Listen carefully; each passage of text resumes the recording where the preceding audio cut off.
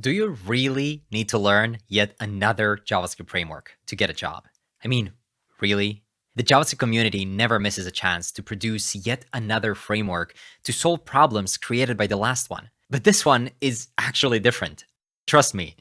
If you ever faced hydration errors, or if you're sick of use client and use server directives across your codebase, or if you hate vendor lock-in but still want that full stack server capabilities without the complexity, well then, this framework is for you because it does offer all of that. So today, we're going all in on TanStack Start, but not with a normal tutorial.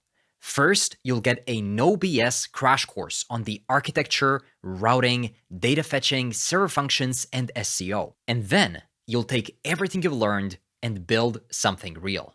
Your build Skild, a full stack marketplace where developers browse, submit, save, and share agent skills. Think of it like a curated list for reusable AI agent configs, prompts, or tool setups. Whether you use that kind of stuff personally or not, that's up to you, but it's good to know how to build it for others. So here's exactly what you'll build: an SEO optimized, server rendered homepage with featured skills and categories, an explore page with streaming search results that load progressively as data arrives, skill detail pages with full SSR, usage stats, and one click to copy or fork, a submission page using server function mutations with validation, optimistic bookmarking using TanStack query so saves feel instant.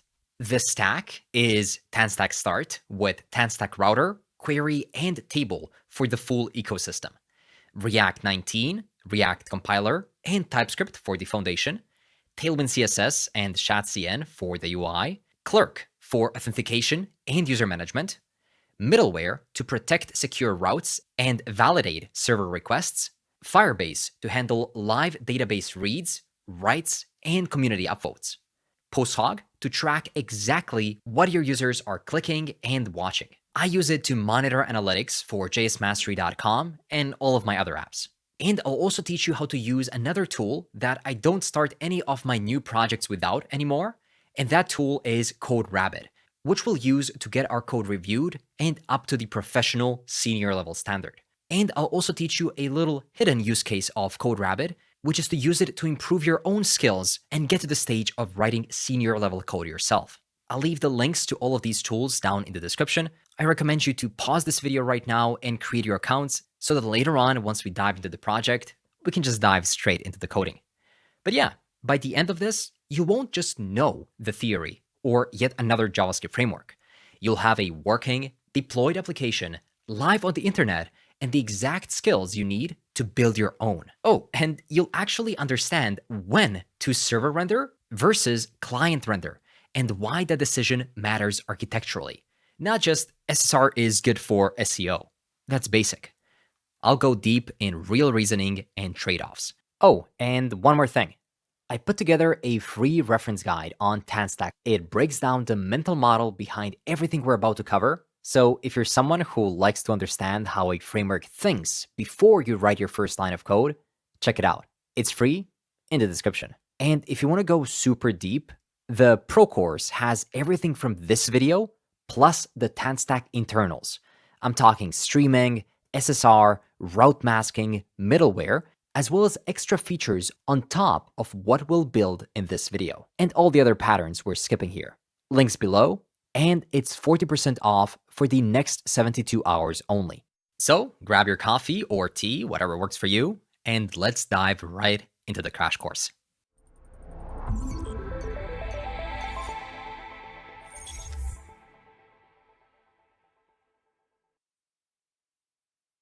You're still here, and that's good. But I know how you feel. You're thinking, man, Adrian, do I really need to learn yet another React framework? And I completely get it. You already have Vite for standard apps and Next.js for full stack stuff. So investing time into a whole new ecosystem feels like a lot. But it isn't like that. More than 50% or heck, even 70% of foundational concepts you have about web development using React or Next.js carry over to any framework out there, not just TanStack Start, but any framework you'll ever meet in the future. all of these frameworks carry the exact same core mental models. You're still writing React components, you're still fetching data, you're still managing state. The difference is just where and how the framework decides to execute that code. Now, you already heard me talk about hydration errors and use client and vendor lock-in. So instead of repeating what's wrong with other frameworks, let me show you how TanStack Start actually solves these problems. It comes down to four things. Client-side first, but fully server capable. So your components render on the server and hydrate in the browser, ready for state and event handlers out of the box, which means that you're not forced to manage strict client-server boundaries everywhere. So no use client directives on top of your component files or use server on your server actions. Your React components are just React components. Server work happens at the route level, not inside of your JSX. Also, type safe routing from database to component. Because it's built on TanStack Router, it automatically connects your database types on the server straight to your React code on the front end. So if you change a database query, your editor will instantly show you a red line if something breaks. It's perfectly type safe end to end, and you don't get that from Next.js by default. Let's also talk about SSR, streaming, and built-in RPCs. The framework sends HTML to the browser instantly, so the user sees the page fast. And when you need to write data back, like saving a form, you use simple server functions. These functions validate your data automatically and keep everything type safe from front to back. No separate API layers and no TRPC installation. It just comes built in. And you can also deploy it anywhere. Because it's built on Vite, which means incredibly fast dev server startup and hot module replacement, but it can also be deployed anywhere where JavaScript runs. Vercel, Cloudflare, Netlify, or just a plain Node server with no platform lock-ins. Does any of this sound completely new? I mean, at least some of it should ring a bell. But even if it feels a bit overwhelming right now, don't worry. I'm gonna break every single concept down step by step in the next lessons. So the big takeaway right now is that TanStack Start exists for a very specific reason. It was built to solve the architectural friction and the developer experience headaches that come with building applications in any other framework. And industry is already placing its bets. Major infrastructure players like Cloudflare, Netlify, Clerk, and Neon are actively partnering with TanStack to make it a first-class way to build for the web, which means that you're learning exactly the right tool at exactly the right time. So let me show you how all of this actually comes together. Let's trace exactly what happens when a user types your URL into the browser and hits enter. I know you came here to write code, not listen about HTTP, but this is the one mental model that explains every weird bug you'll hit later. Why your loader ran twice, why your data showed up on the server but not on the client, or why the hydration broke. 10 minutes here saves you hours in the build. So let's go. The browser sends an HTTP GET request to your server. That request hits the TanStack Start server, which is actually running Node under the hood. Start looks up at the URL, matches it against your route tree, and figures out which routes are active for that URL. Let's say the URL is skills TanStack query. Start sees that this matches a route with a dynamic param and that it lives inside of a parent layout route, both of which are active. Now, Start runs the loaders. A loader is a dedicated data fetching function attached to a specific route. It runs exactly when the URL changes, fetching the data required for that page before the React component even begins to render. The loaders are where you talk to your database, call your APIs, or do whatever work is needed to produce the data your page requires. Start can run loaders in parallel if they don't depend on each other, which matters for performance. I'll go deep on loaders in the upcoming lessons, but for now, just understand that they run on the server, they run before rendering, and they produce data. Once the loaders have resolved, Start renders your React component tree on the server. It calls your root component, which renders the layout, which renders the page, all the way down. This is normal React rendering, just running in Node instead of a browser. The output is an HTML string. That string contains your actual content. The skill title, the description, whatever your loader fetched, already added into the markup. That HTML then gets sent to the browser. The browser paints it immediately, which means that the user sees your page and not a spinner or a blank white screen. They see the actual content, and that's exactly what SSR is and why it exists. And then after hydration, your app behaves exactly like a client-rendered React app. From here, navigation to a new route doesn't go back to the server for HTML. TanStack Router intercepts the link click, runs the next route's loader as an API call, updates the React tree, and the browser never does a full page reload. The user gets fast app-like navigation. The first load got the SEO and performance benefits of server rendering, which means that you're getting best of both worlds. So one thing to keep in your head as you continue is the word server in this context means the node process that Start runs, not a separate API server. It's not a different code base, the same application, just running on two different surfaces. And if this is still a bit blurry, don't worry, because we're going to explore it in practice throughout this course. So let's continue. Okay, no more theory. Let's dive right into creating our TanStack Start project. Head over to tanstackstart.com, where you'll see this simple landing page. At the top right, there's the start, and then try it in 60 seconds. This will be the fastest way to get a Start project up and running with the CLI. On the side, you can also see that TanStack Start has partnered with tools like CodeRabbit, Cloudflare, Netlify, Neon, Clerk, and more, many of which I'll also teach you how to use within this course. Now I've zoomed in so you can see this a bit better, and let's simply copy this installation command.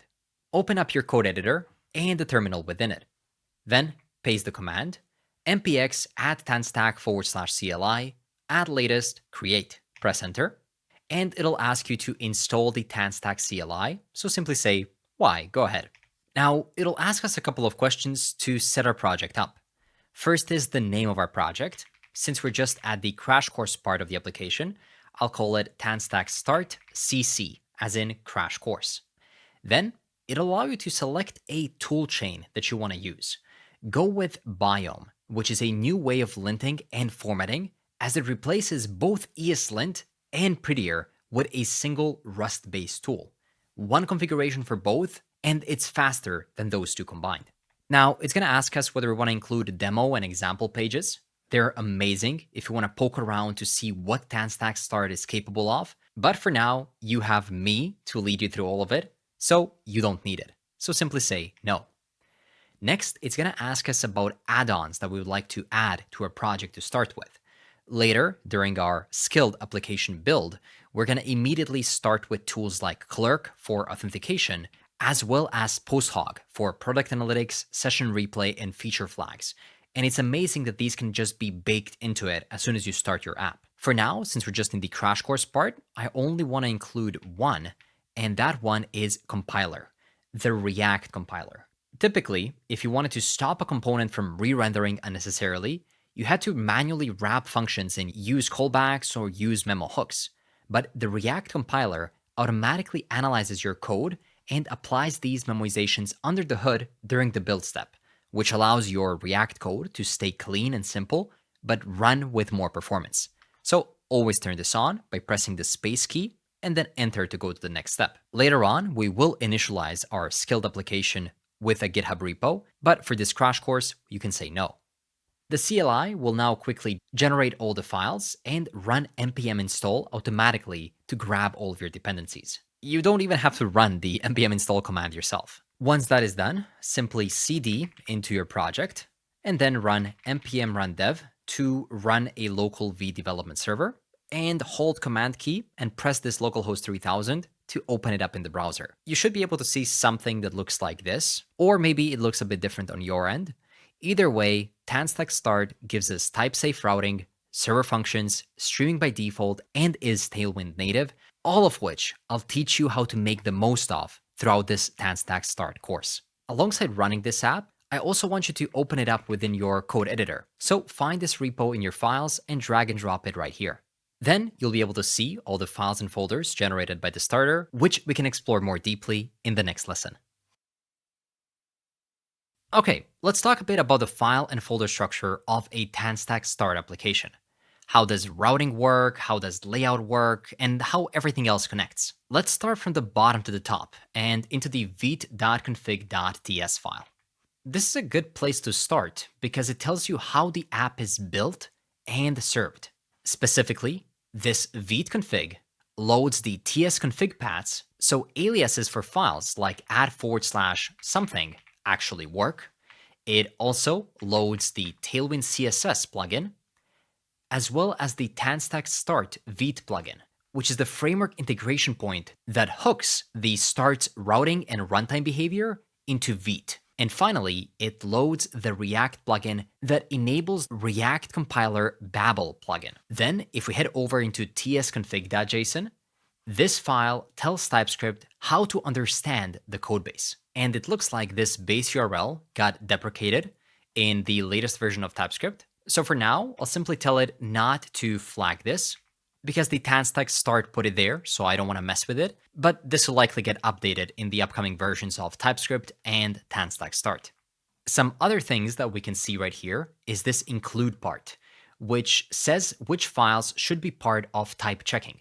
In this case, only the .ts and .tsx extensions will be checked. There's also a couple more interesting settings, like this strict true, which raises the safety level and catches more mistakes early. There's also this module resolution set to bundler, which makes TypeScript resolve imports the way Vite expects instead of using the older resolution behavior. The no emit set to true means that TypeScript is only being used to check types, while Vite handles the actual build output. This base URL that we checked right here and the paths make shorter imports available so that you can do @/components and then just type in your component name instead of referring to the full path. And then types set to Vite client adds specific types that are useful for client-side assets and Vite runtime behavior. Basically, this file defines how TypeScript reads the whole project. Then we have the good old package.json, which gives this project its name, marks it as private, sets the type to module so that we can use the modern import-export syntax. And under scripts, we have a couple for running the development version of the app, the build, preview, test, format, and more. And then the dependencies section contains runtime packages like React and TanStack Start, while the dev dependencies contain tooling packages like Biome, Vite, vtest, and TypeScript. Package log.json keeps the exact versions of packages, but then Biome is the new interesting file. This file controls the formatting and linting. It specifies which files to lint and also includes a set of recommended rules, such as the tabs and the indentation style. But basically, this file replaces the usual ESLint plus prettier setup. And it looks like it's getting the schema from Biome.js right here, where it has all the default configurations. Then there's a git ignore to not push the node modules over to GitHub. The cta.json, which is an interesting one. And this one records that this project was created with file-based routing, TypeScript, Tailwind, Biome, and React compiler. It also records that npm was used as the package manager and whether Git was initialized or not. It's not part of the runtime app, but it helps explain the starting shape of this repo. And finally, the source folder is where the magic happens. It contains the styling system, the router setup, the route files, and the shared components. And if you're building features, this is where most of your work will happen. First, we have the styles.css file. This is the foundation of the styling for the entire application.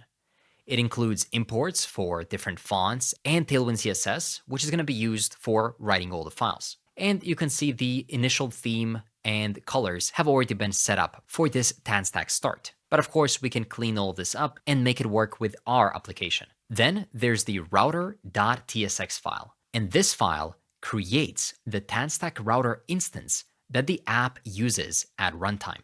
It imports the route tree from the generated route file and then passes it into create TanStack router. Scroll restoration set to true gives navigation a more natural browser-like scroll behavior, while the default preload set to intent tells the router to start preparing routes when the user seems likely to navigate them.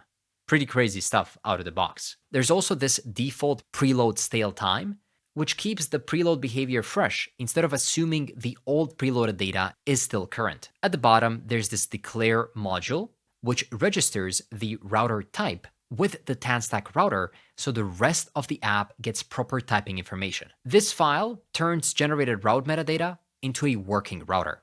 There's also this routetree.gen.ts, which is a file automatically generated by TanStack router. It imports all the routes and turns them into typed route objects, like this. Then connects them into one route tree and generates TypeScript types for different route IDs, paths, and to values, so that we can actually reach those routes. In this repo, it currently describes the root route plus the /about route. You shouldn't edit it manually because TanStack will regenerate it. Its job is basically to sit between the route files you write and the router that runs the app. And finally, there's the routes folder, which drives the file-based routing of your TanStack Start application. You'll write all of your routes as files or folders within this folder, starting with index.tsx, which represents the homepage. That is what you can see if you head over to the /route. Then there's the about, which shows you the about page. And finally, there's the __root.tsx page, which is the most important route file in the project because it defines the root route and the shared HTML shell. You can see it right here. So if you need to modify something on the initial HTML document or body, you can do that here. Oh, and this theme right here, theme init script, basically runs before hydration and sets the correct theme early, which avoids that white flash of the wrong color. I hate when that happens, so it's super nice that this is just built in right here.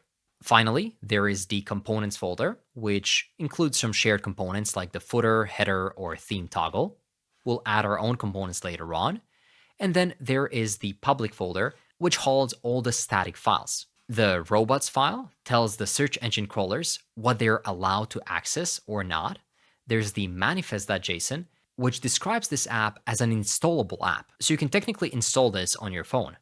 And then there's a favicon, as well as 2 different logos. Oh, and if you also see a .tanstack folder, this is simply some temporary data that TanStack uses while the app is being developed.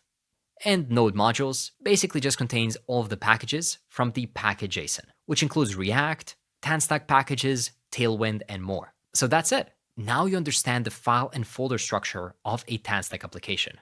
And in the next lessons, you'll learn to work within this whole project and make it yours. Now, before you write any framework-specific code, let's understand the most important thing about TanStack Start. And that is that your components are just React components. Sounds simple, right? But let me explain what I mean. At no point in time will you have to add the use client or use server directives at the top. If you already know React, then you already know how to write components in TanStack Start. So back within our application, let's remove the current UI code that is within our source routes index.tsx. We basically want to have a clean starting point. We'll keep the imports and the exports of the route, and then we'll just have a regular main function right here. Then, back into the browser, you'll instantly see the changes saying hello world from TanStack. Now, let's also delete all the other components from the components folder, including the footer, header, and the theme toggle, and remove them from the root. So we can remove the imports, as well as their references right here, before and after the children. If you go back now, you'll be able to see just the piece of text that we have right here, alongside some styling coming from our styles file. This thing on the bottom right are our TanStack DevTools, which we can explore later on. They're a part of our root. If you want to get rid of them, simply remove them right here, but either way, they're not going to be present in production. Now, let me show you how to create a new component. You just have to go to the components folder and create a new file, and let's call it skillcard.tsx. It's just a regular TSX file.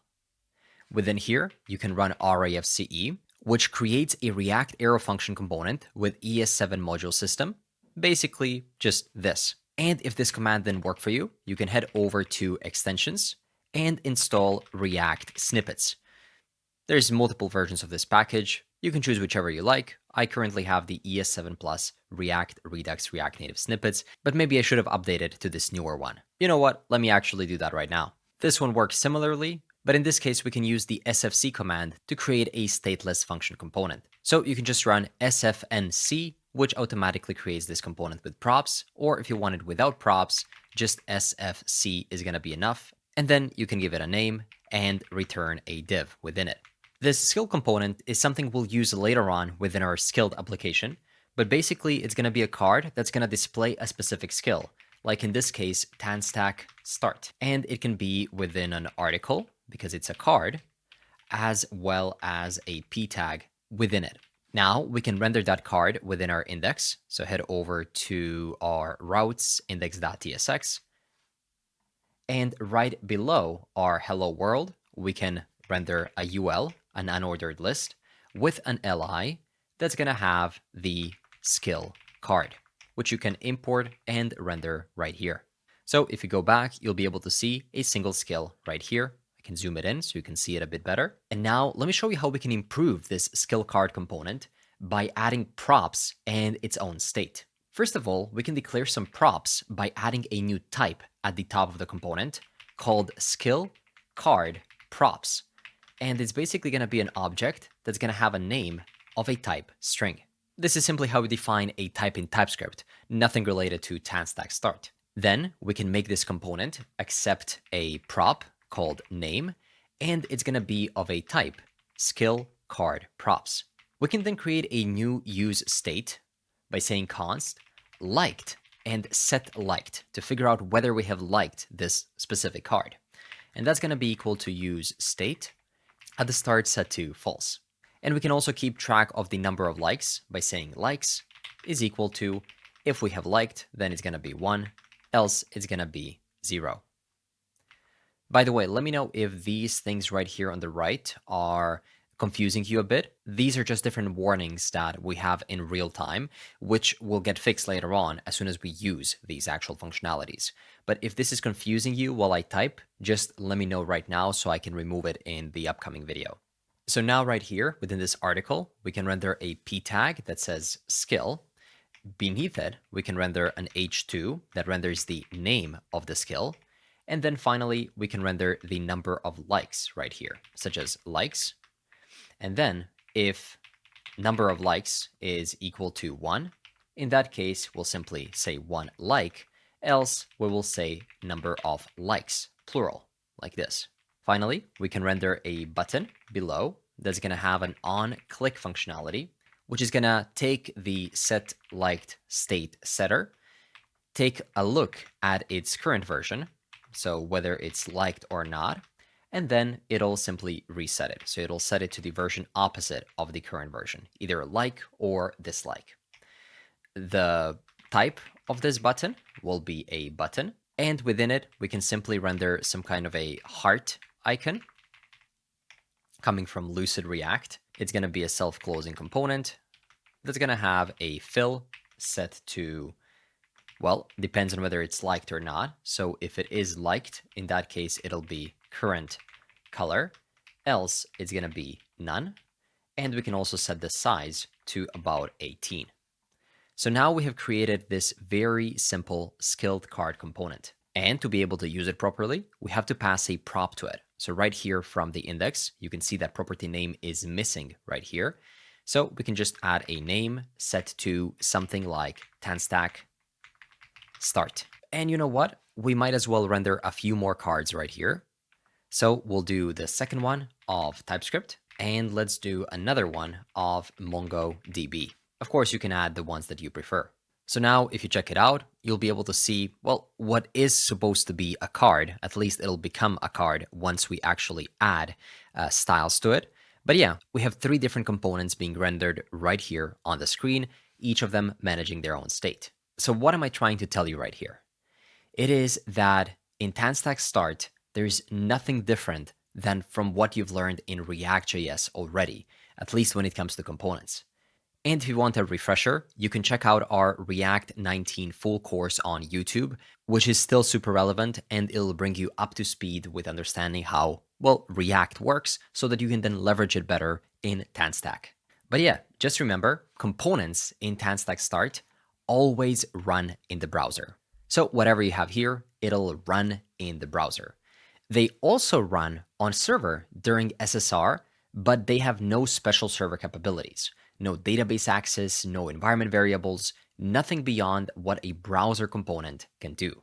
All the server work will happen in server functions called from loaders or mutations, but the components stay pure. But of course, the components matter for UI and UX, for actually presenting something to the user. So we have to make them look good.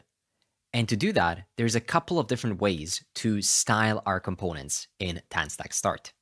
You can use pure CSS, which leans on standard React inline styles, or set up CSS modules to keep your designs safely scoped to individual components. Because the framework is powered by Vite, it handles all of these traditional approaches without making you configure complex bundlers. But even better, by default, you get Tailwind CSS installed and ready to go within your project. Why? Well, why not?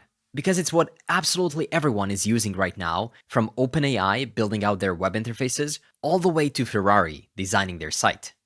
When it comes to moving fast and building scalable UIs, no other styling framework even comes into the picture.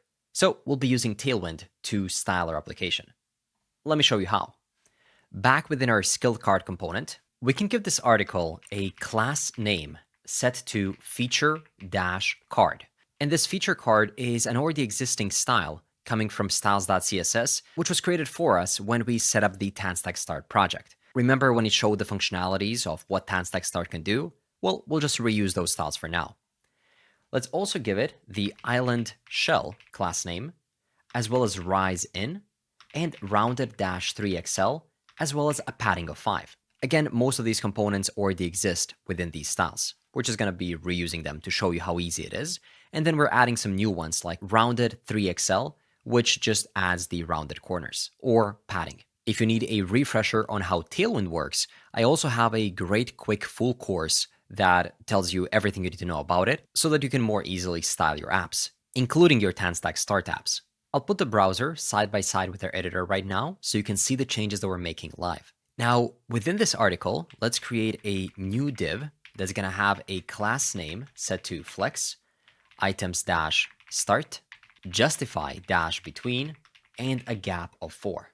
And within it, I'll also create another div that'll have a class name, space-y-2 to create some vertical spacing. Then within this inner div, we can put the skill, the h2, and the p tag. All of it is going to go here.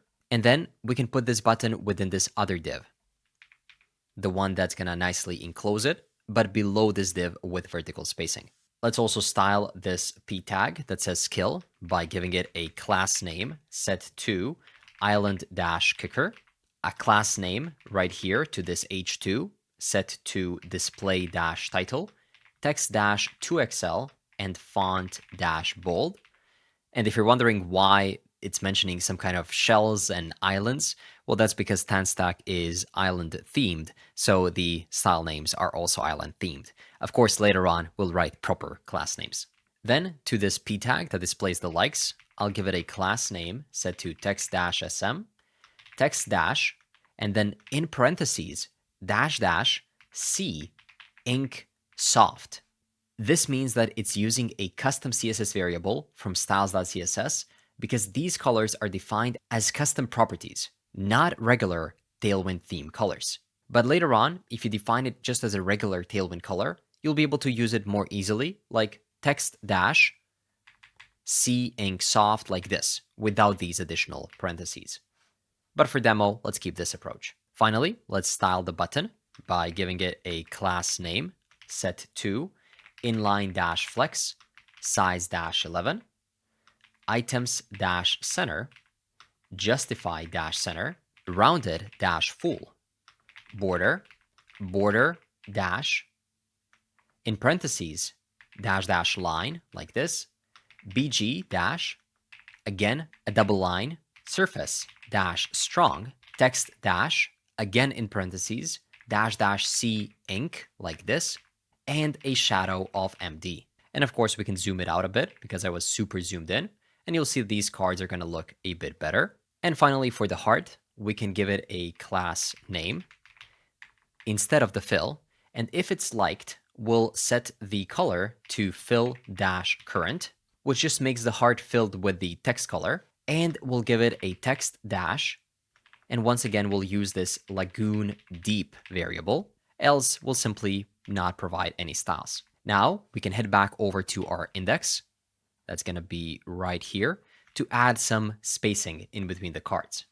So right here to this UL, I'll give it a class name set to margin top of 6, list dash none, padding of 0, and space dash y dash 5, which is going to provide that nice spacing. And now you can see how this UI looks in action. We have working functionality by managing different states and the number of likes on each card. And you can see that each card is handling its own state. And yeah, I get that these class names can be a bit confusing, and they might change later on as the TanStack starter code changes, but that's totally fine. Even if this doesn't look anything like it does on my screen, the same concepts still apply, and later throughout this course, we'll dive deeper and implement our own styling. Still, as I said, if you want a Tailwind CSS refresher, go ahead and watch this YouTube video and then come back. But yeah, if you take a moment and think about what you've learned so far, you'll notice that it's nothing different from what you already learned in standard React.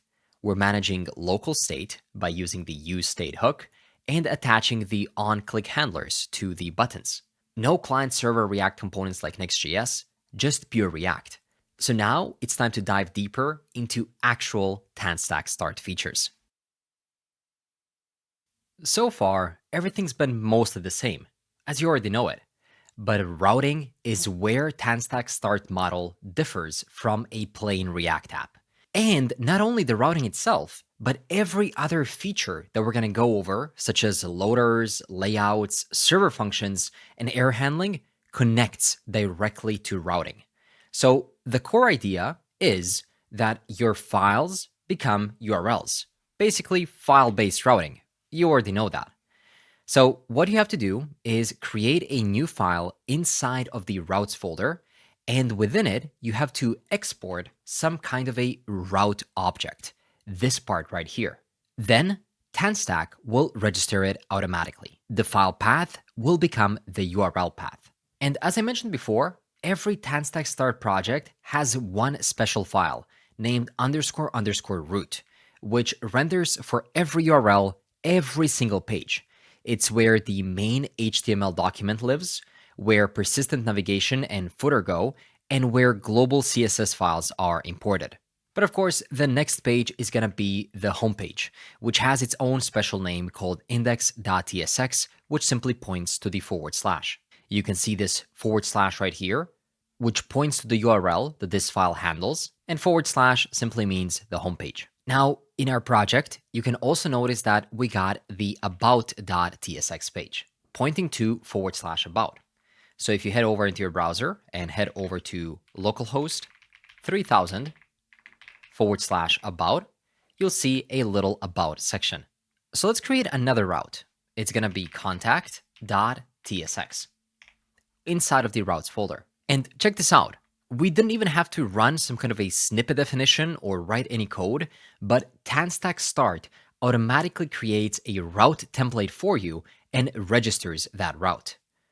So the only thing you have to do is visit localhost 3000 / contact, and immediately you'll be able to see this new route. You can also create nested routes in TanStack.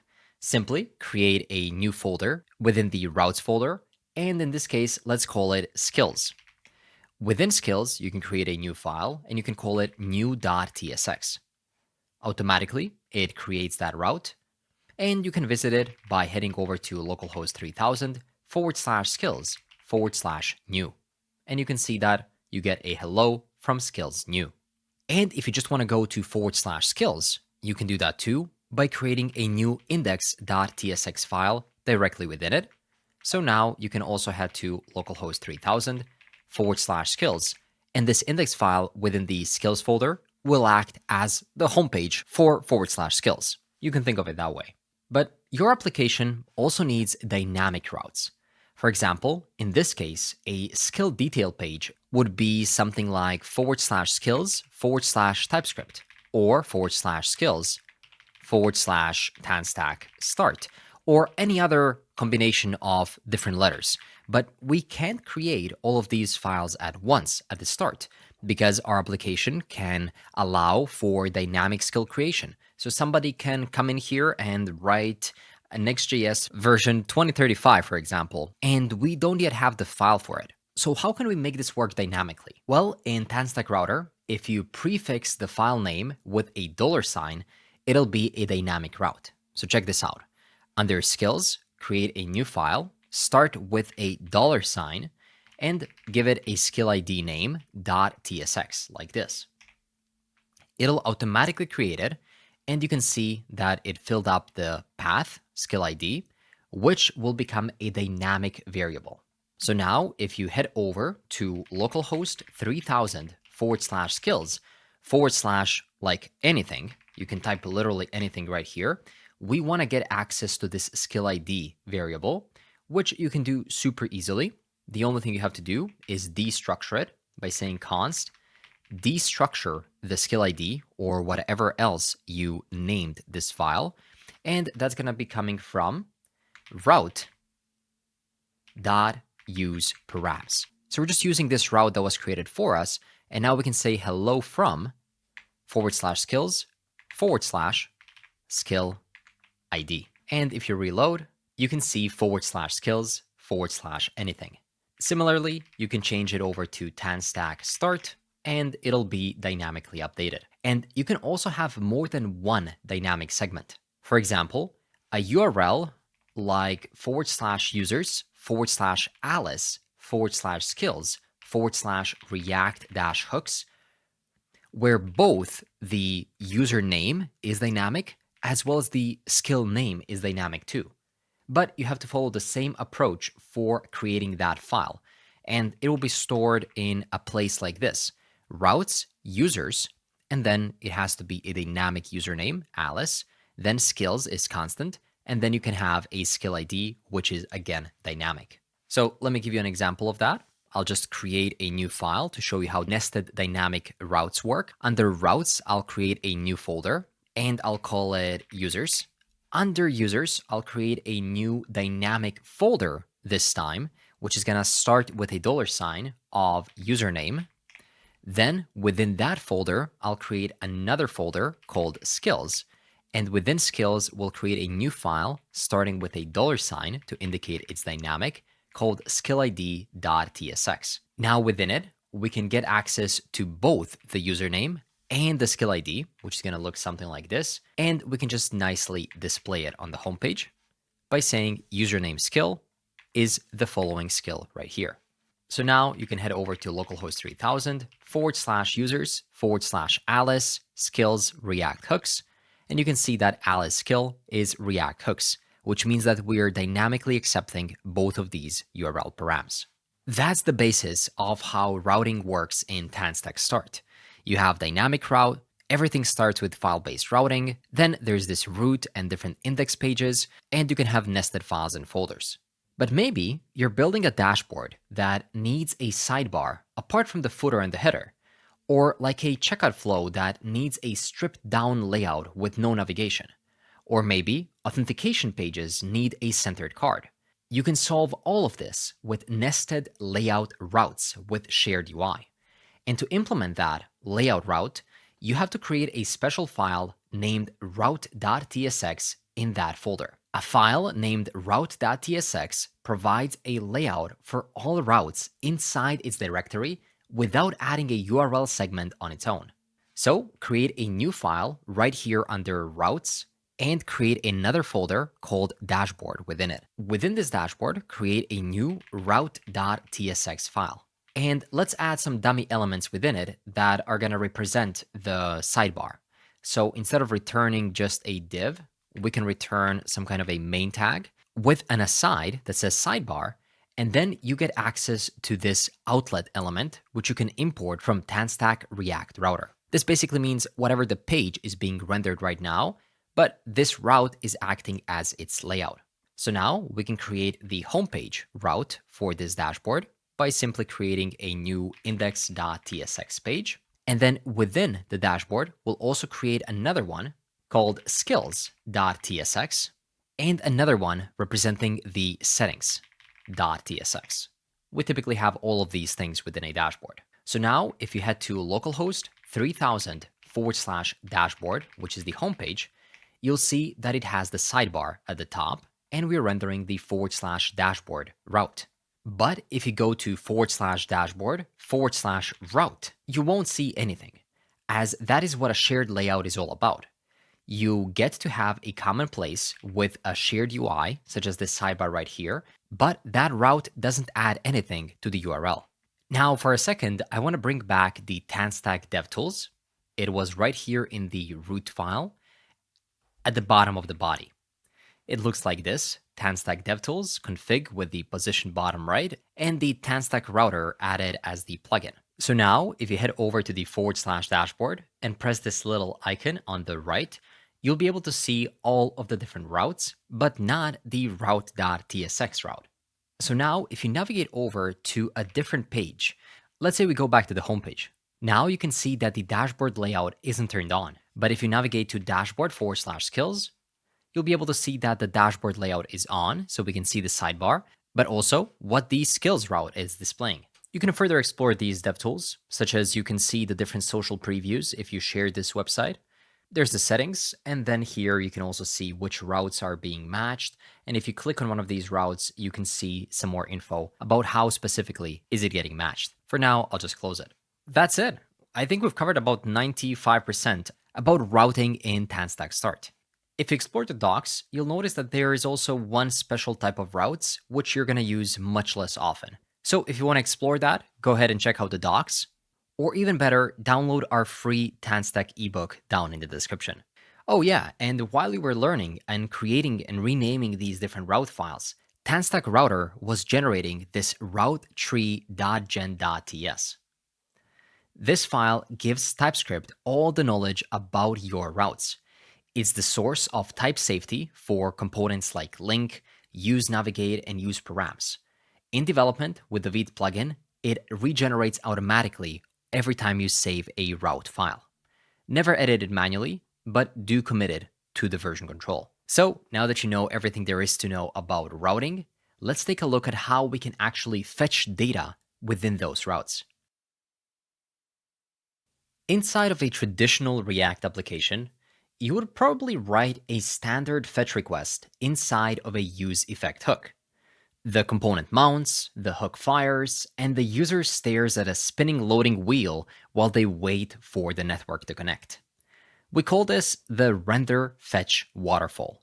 The browser has to download JavaScript, parse it, boot up React, render the layout, and only then does it realize it needs to grab data. TanStack Start completely eliminates this problem using something known as route loaders. A loader is a dedicated asynchronous function attached directly to your route file. When a user clicks a link to visit a new page, the router intercepts that click. So before React even attempts to render the next component, the router fires the loader to grab the data. So by the time the component actually renders, the data is already sitting there waiting. So the user gets an instant transition with zero layout shift. But let's make it make sense within the code. Head over to your source, routes, index.tsx, which is our homepage. And let's define a loader within the route creation. Right here, where we create a new route, you can also define a second key value pair within this settings object next to the component. There, you can add a loader, and you can make it into an asynchronous callback function. For now, let's simply say console.log loading data for the /route, like this. That's it. You've just added a loader. So open up the homepage, check your terminal and reload, and you'll see the loading data for the /route console log. But instead of console logging, let's actually call the famous Pokemon API and render its results on the UI. It's a super simple free API that you can get to by heading over to pokeapi.com. So let's simply copy this URL to clipboard. And right here, let's use a simple fetch request by saying const response is equal to await fetch. And we're going to make a fetch request to this URL we just copied. We can even store that URL above so it's a bit easier to read. So say const poke API URL is equal to this URL right here. And now we can just make a fetch to this poke API URL. But let's not go with this single Pokemon. Let's fetch all of them. Then once we make a request, we can actually parse the response by saying data is equal to await response.json. Then we can add a console log saying loader data, and then we can actually console log the data and return that data right here. So now to be able to access the data from the loader, the only thing you have to do is go within your component or route and say const data is equal to route.use loader data. And that's it. If you've done that, you can just very simply use that data. So I'll comment out these cards, and right at the top below the H1, I'll render a UL with a class name set to margin top of 6, a list set to none, padding of 0, and space -y-5. And then within it, I'll map over the data by saying data.results.map, where we get each individual Pokemon. And for now, we're going to specify that they contain a name of a type string. And we want to automatically return an LI, a list item. I'm using parentheses here, not curly braces, which means that we are doing an instant return. I'll give it a key since we're mapping over it. That's going to be Pokemon.name. And within it, we can just render a skill card, and we can pass the Pokemon name for it. So say name is equal to Pokemon.name. And now you can see a list of all of these different Pokemons that we're fetching from an API. This is pretty amazing, isn't it? We're fetching this data directly within the route itself in such a simple and intuitive way. Keep in mind that this loader runs before the component renders. So whatever you return here in the loader is available in the component via the use loader data hook. That's it. Super simple. But TanStack makes it even easier. In the same route, TanStack allows you to define pending states, components for error, for not found, and even allow you to validate your request using Zod before even making a request, all attached to your route file. So let me quickly show you how that works. Then we'll dive a bit deeper into it while you're developing the Skills application. And if you really want to learn how TanStack works under the hood, grab that free ebook as part of the link in the description, because with it, you'll also join the waitlist for the full TanStack course that I'm actively working on. So let's first talk about pending states. See, when you fetch data, there is always a delay. And instead of showing a blank white screen until the data arrives, you want to show a loading spinner or a skeleton UI, because TanStack Router handles this beautifully with pending component functionality. So right here above or below the loader, you can specify the pending component and then define it right here by returning it.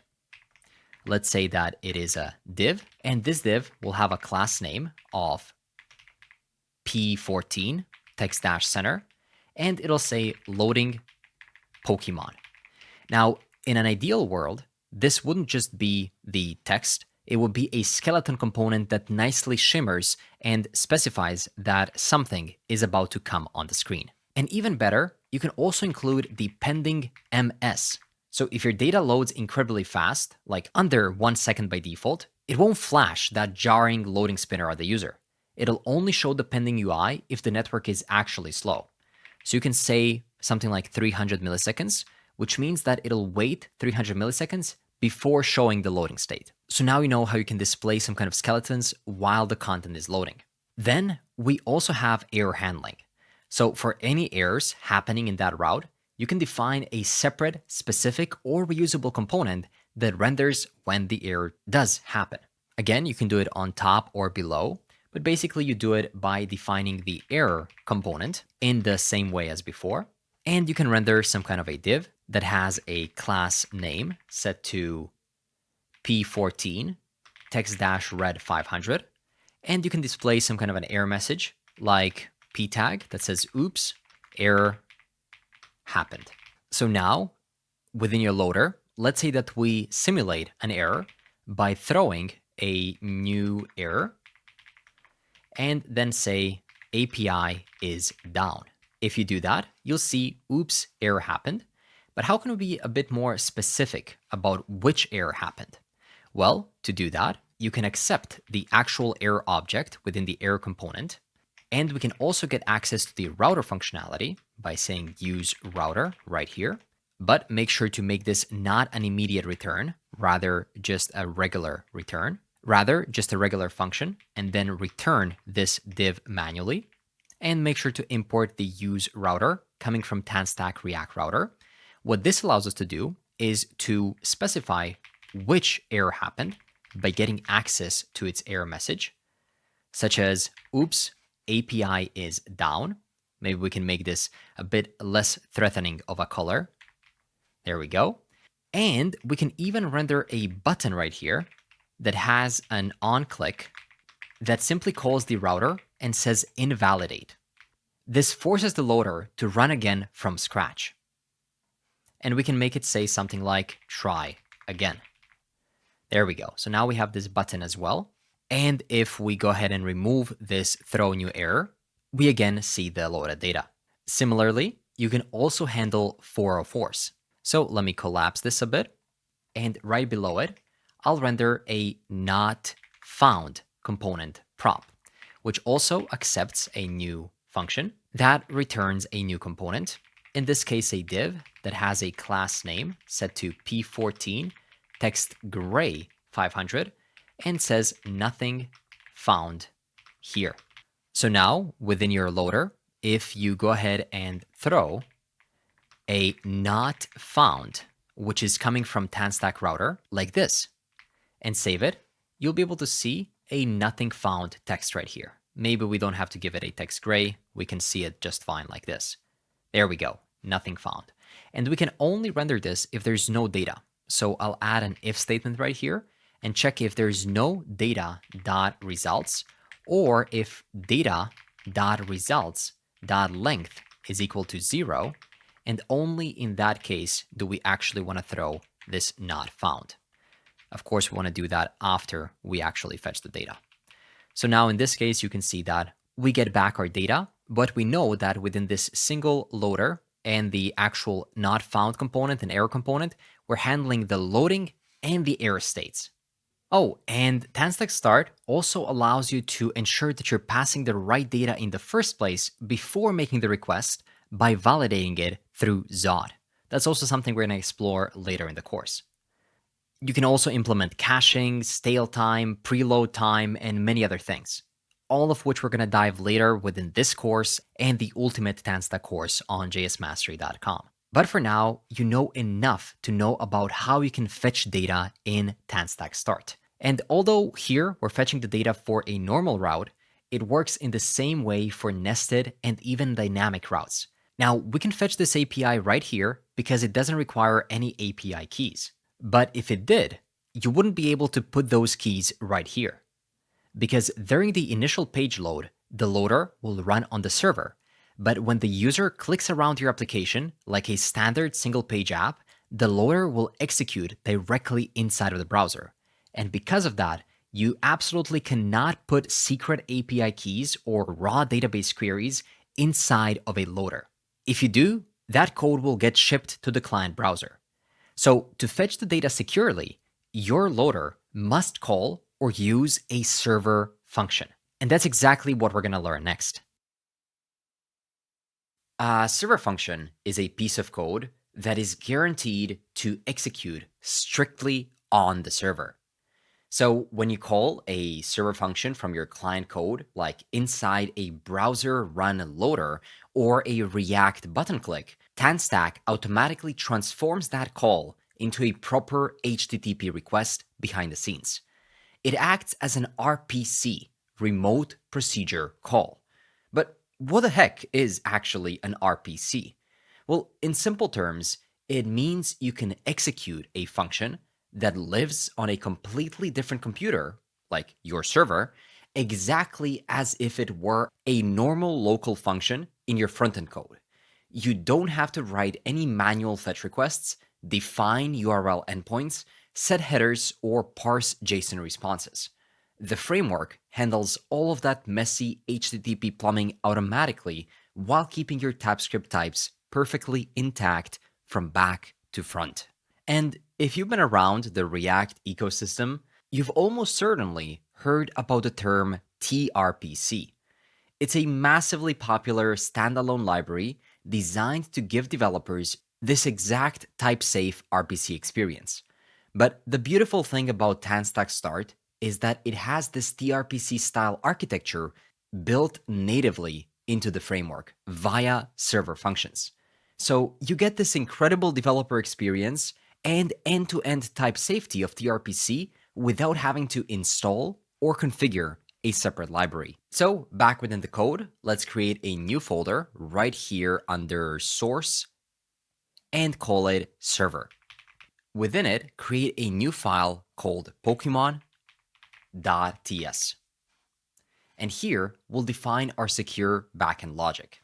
We'll start by exporting and creating a new getPokemon function, which we're going to create by using the create server fn coming from TanStack React Start. You can define the method of this function, which I'll pass over as get, but it can also be a post. And then we can define the handler for that function, which is going to be an asynchronous function that makes the same request we've made before directly within our homepage. So if you head over into the index under our loader, we can basically copy this part about the response and the fetch and paste it right here. So we're saying const response is equal to. Let's also not forget to get access to this Poke API URL. So we have it here. And then we get the data back from the API. In this case, we don't have to work with this not found. Rather, we can just console log something like executing a secure database / API call on the server, ... like this, just so we know that this is happening from the server. Then it's going to get the data, and we're simply going to return it here. If you want to, you can also add another console log saying data successfully fetched on the server. So once that is done, we'll simply return the data. So now go back to our homepage, which is our index.tsx, and update our loader to use this new server function instead of fetching directly. We no longer need to confuse this component with the API data fetching logic, like this API URL, nor with all of this fetching. So I'll simply remove all of this and say const data is equal to await get Pokemon function coming from the new file we created. This almost feels like magic because this file right here will get executed on the server, but we're getting access to the data right here on the front end. So now if you head back over to the browser, you'll be able to see the same list as we got before. And if you navigate over to the dashboard and then check your terminal, you'll be able to see that we're getting the logs from the server, not from the client. You can know that because this is a log, typically coming from a secure server. So what you've just learned was creating and using a server function to read data, or in this case, make a GET request to another API, or in the future, your own database. But server functions are not just for reading data. They're also heavily used for mutating data, like creating, updating, or deleting records using the post request. And doing that is also super simple. The only thing we have to do is define a post method to a server function. So let's do it right here below the getPokemonFN. We'll create another one called export const save favorite Pokemon fn, which is going to be equal to create server function with a method of post, because we actually have to submit some data into it. And you can define the handler just as before, where we're going to pass in an asynchronous function where we can define what's happening on this specific function. In this case, we can also do some kind of a console log. Instead of executing a secure database API call, we can say something like saving data to our secure database. And then we can create a new promise, like await new promise, which when resolved, we'll simply call some kind of a set timeout, because in this case, we're mocking the actual time it takes to reach a database. And finally, once we save it, we can simply return a success of true, as well as saved. And we want to save some kind of data. But how do we actually pass the data into the function? Well, it's just a regular function. So you accept it as a param into this function. Here, we can destructure the data that we're passing into it. And TanStack also allows you to add a validator. So you just have to do that input validator right before, and then provide what kind of data you're accepting right here. In this case, we're accepting a name of a type string. So we just want to get the name and return it. And then you just continue chaining the dot handler on it. That looks something like this. So just like you validate URLs in your loaders, server functions have built-in validation. It ensures that the data the client sends matches exactly what the server expects before the handler ever runs. So you can easily plug Zod in here for strict schema validation. And that's it. That's how you can create both get and post server actions. And you also learned that you can call the get server functions directly within the route loaders. But how do you use a post or other method server action inside of a React component?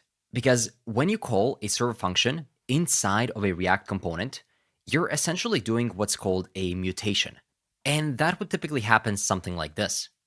I'll create a new route right here under the routes folder and call it favorite.tsx, which is going to be our dedicated page for favoriting different Pokemon. Inside of it, I'll create a form, because typically you always have form when you're submitting some data.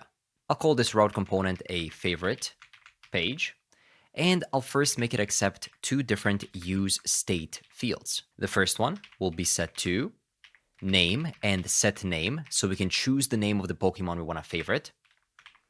At the start, set to an empty string, and then the status. Have we already favorited it or not yet? And set status. Then we want to extract a stable reference to the server function for React to use. That's going to look like this. Const save Pokemon is equal to use server fn coming from TanStack React-Start. A simple way to use these functions. And then now we're going to pass over the favorite Pokemon fn coming from this file where we actually created it. Then let's define some JSX that we can display in the browser. I'll render a main that's going to have a class name set to page wrap, padding x of 4, a padding bottom of 8, and a padding top of 14. And right within this main, we'll render an h1 that says save Pokemon, and I'll render a form. Within this form, we want to render an input, and this input will have a couple of different fields, such as a type of text, a value set to name, and an onChange set to the setter of the name, where we get the event, which is the key press, and then we're setting the name to be the event target value, which is the actual key press. Then I'll give it a class name of border, as well as padding of 2 and rounded. And finally, a placeholder of something like Pikachu. And of course, we also need a button that's going to submit our form. So it's going to be a button of a type submit with a class name of bgblue500, text white, padding of 2, and rounded. And it'll simply say save. Oh, and below the form, we can also display a p tag with a class name of margin top of 4 that's simply going to display our state of the status. So now if you head back over to the browser and head over to the favorite and then reload it, you should be able to see save a Pokemon and then a form that we can submit some data into. Let's finally hook up our save Pokemon server function to our form by declaring a new onSubmit that's going to call the handle submit function, which we'll create now. And let's give it a class name of margin top of 6 and space dash x of 4. So the last thing for us to do is to declare a handle submit function, which is going to be just a regular asynchronous callback function that's going to accept the event. In this case, that is the form submission event. So that's going to be react.form event. We're going to immediately prevent the default behavior of the browser to reload the page, set the status to something like saving, because these actions take time, and then call the server function directly, exactly like calling a local function, by saying await, save, Pokemon, and then pass over data set to the name. Finally, we can update the status to something like successfully saved, and then we can enter some kind of a name right here.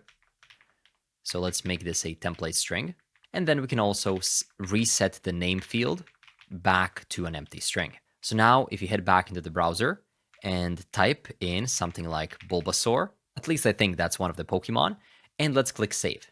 You'll see saving and then successfully saved. And you've just saved it on the server side. Sure, this action is just mocking a real API call for now, but we didn't have to spin up our own Node.js server to be able to do that. TanStack Start is a full stack framework that allows you to call your own server functions that you generate directly here within the same codebase. This should help you understand the complete architecture of TanStack Start, because now you know how to define different components, how to route in between different pages, how to fetch data using loaders, and how to securely cross the network boundary by using server functions. If server functions are so amazing, then you might wonder, why would I ever need to write traditional API endpoints? Well, for 95% of your application's internal data fetching and mutations, you won't be writing them. You will use server functions. But there is that 5% where server functions simply do not work. See, server functions are strictly designed for your frontend to talk to your backend. But what happens when an outside service needs to talk to your application? So you need a server route or a traditional API endpoint in a couple of different situations. The first situation is when you are receiving webhooks, because a service like Stripe or GitHub needs a public, stable HTTP URL to send a post request to when a payment succeeds or a codebase updates. Or when you're building a public API, you want to let third-party developers fetch data from your platform using Python, Go, or a standard REST client. Or another situation is when you need to return non-JSON data. For example, when you want to generate a dynamic XML sitemap, serve a downloadable CSV file, or return a dynamic image. Server functions are expected to return JavaScript objects. API routes, on the other hand, let you return raw, web standard response objects. So whenever you need a raw, standard HTTP endpoint, TanStack Start provides server routes. So let's build one. Server routes follow exactly the same file-based routing conventions you already know. So let's create a public endpoint that anyone on the internet can hit to get a greeting. Create a new file right here under source, routes, and within a new folder called API. Let's simply call it hello.ts. TanStack, as usual, will write or define that route for you. But in this case, we'll remove the component-related code and keep REST as is. So you can remove this component reference from here. And now the only thing you have to do is develop the API route or endpoint. Inside of these braces, you can say server and then define different handlers on that server. In this case, we'll define a get route, which is going to be an asynchronous function that destructures and accepts a request and then returns something. For example, I'll console log someone hit our public API. And then you must return a standard web API response object. And that looks something like this. Return response dot JSON, because in this case, we're returning JSON at least, but you can also return other things. And then within it, we'll simply pass over a message of hello world. And in the second parameter, we can provide the headers. They're going to include the cache control like this. That's going to specify that this is public with an S max age of 60. And we can also define the access control, allow origin, and set it to an asterisk, which means that people will be able to access it from anywhere. In this case, we're not even using the data coming from the request, so we can just remove it from now. So now back within the browser, if you head to this URL, you'll see raw JSON output. And that's your API endpoint in action. But you don't only need to call this within the browser. You can also use any kind of an API tool like Postman or similar to make calls to it. So do you have to create a separate folder named API and put all of your server routes there? Well, that's the standard convention that everyone uses to not mix the frontend and backend. But you don't have to put your API routes in a separate API folder. The same file can define both a server route and a UI route. For example, you can also define a regular React component right here in the same component. I'll call it hello component. But in that case, it would make sense to switch this over to a TSX file so that we support actual JSX syntax. You don't have to write this with me, but you can just follow along to get the idea. Or if you want, feel free to pause your screen and copy this out right below this server declaration. What we're doing here is creating a button that manually fetches its own routes post handler. So it's basically making a post request to the same endpoint and providing some data to it, like we're calling it externally. So let's actually accept that name change directly here within the handler through the request data. We're going to get access to the request and then say const body is equal to await request.json. And then we can return the response in the same way we did before by not saying hello world, but instead by saying something like hello. And then we can use the body.name that we're passing into it. But how will TanStack Router know to refer to this as the get, but also to render this hello component on the page when somebody hits the hello route? Well, the only thing you have to do is below the server, you have to define the component that renders right here, which in this case will be the hello component. And now it would make more sense to actually put this outside of the API folder because it doesn't just act as an API, but rather the full part of your application, which is also going to change the URL to just a hello route. So somebody making this GET request right now would need to just go to /hello. Again, make sure you created the file route like this and then added the server as well as the component like this. And then let me show you how it works. Back on the localhost 3000, /hello, you can now click say hello, and then it says hello TanStacker, which basically means that on the same endpoint, we defined both the component as well as a server post route. And then we're consuming the output of that API call directly within here and setting it to our state. Hopefully this makes sense. And again, we'll dive so much deeper into API routes and everything that they can do within the full course. So you can go ahead and check it out already and continue this course you're watching right now with added lessons on jsmastery.com. There, I'll show you how you can also accept different programs within API endpoints, as well as how to use this special middleware object. But even with this, you have a pretty solid understanding of how server actions, components, and now API endpoints work within TanStack. With the skills you've gotten so far, you're already able to develop a fast, data-driven application with secure server functions and beautiful UI. But if you're building a public-facing app like a blog, an e-commerce store, or the agent skills platform, none of that matters if users and search engines can't find your pages. So in a standard single-page application, or a SPA, search engine crawlers and social media bots, like when you paste a link into Twitter or Slack, often just see a blank index.html file with a title of React app tag. And that's it, as everything about rendering happens after the user loads the page, after JavaScript has been loaded, and browsers, as of now, don't understand your JavaScript. And since TanStack Start supports server-side rendering, or SSR, you can now write fully populated dynamic metadata directly into HTML before it ever leaves your server. I mean, every app needs a set of meta tags, and in TanStack, you define those right here within source, routes, and then root.tsx, directly within the head. You can notice that we have a couple defined for us already, such as the character set, the viewport, and the title. So let's change the title and the description of this page. We can already imagine that we're building our agent skills platform that we're going to dive right into next.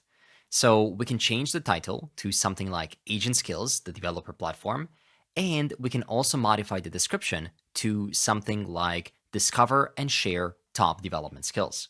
So now if you refresh, you should be able to see that the title of your application changed. And if you navigate to the About page, you'll see that the title is still the same. But what if you want to modify it on that page and you want to change it to something like About Us? Well, to do that, TanStack Router uses a system called nested deduplication. So if a child route defines a title or a meta tag with the same name or other property as a parent route, the child route automatically overrides the parent tag. So the only thing you have to do to change it is head over to a different page, and right here under Create Route, you can define a new head property where you can return an immediate return, so make sure to wrap it within parentheses, a new meta property that's going to be an array where you can define a title set to something like About Us Agent Skills. And you can also add some kind of a description that's a bit more fitting for the About Us page. So now if you go back, you can see About Us. So that's how you modify the static metadata within your TanStack Start application. It's super simple. In the full course, I'll also teach you how to change the metadata dynamically, as well as to make sure that when you post your page over on Twitter or send it in a Slack or Discord chat, you have a nice title, description, and image. But yeah, that's it for the metadata. Hey, congrats! You made it through the crash course. Give yourself some credit. When you clicked this video, you probably had no idea how TanStack Start actually worked. Now you understand the request lifecycle, file-based routing with nested layouts, why loaders kill the endless spinner problem, and the difference between a server function and an API route. That's a massive foundation. But there's still a gap between understanding a framework in a tutorial and actually shipping with it. And that gap hits the second you open up a real project. In the TanStack Start Pro course, we go way deeper on the theory this video couldn't fit. Type-safe search params with Zod, route masking for Instagram-style modals, streaming in slow queries, server-side auth, middleware, caching strategies, testing, and production deployment. Every pattern you'll actually hit in a real build. Then we put it all to work by building Skild, a full-stack AI agent marketplace from empty folder to deployed app. Firebase, PostHog for analytics, the full stack. The rest of this video continues the build here on YouTube, but this is the perfect point to jump over to the platform and keep it going there instead. Deeper lessons, full project, and a better learning environment. So click the link to the Pro course below. It's 40% off for the next 72 hours. And let's go build something amazing. And we are ready to dive right into developing our great application. Let's start by setting up a new TanStack Start project by running npx add tanstack/CLI, add latest, create, and then just run enter. It'll ask you whether you want to install the TanStack CLI, to which you can say why, yes, and then it'll ask you for the name of your project. In this case, we're building Skild, our AI agent skills marketplace. So press enter. It'll ask you for the toolchain you want to select. In this case, we're going for Biome, which is a combination of ESLint and Prettier. And it's asking us whether we would like to include demo and example pages. Since you're following along with this build with me, you definitely don't need the demo. Then it'll ask you for the add-ons that you want to add to your project. You can select them by pressing the space key. And in this case, we'll go with clerk to add authentication to our application. Then we'll go for the React compiler, as well as ShatCN for styling, and query to integrate TanStack query into our application. Once you select those four, that's clerk, compiler, ShatCN, and query, press enter, and it'll ask you for the clerk publishable key. So let me show you where you can get it, which you can get by clicking the clerk link down in the description and then creating a free account. Before we create an account though, I want to head over to pricing to point something out.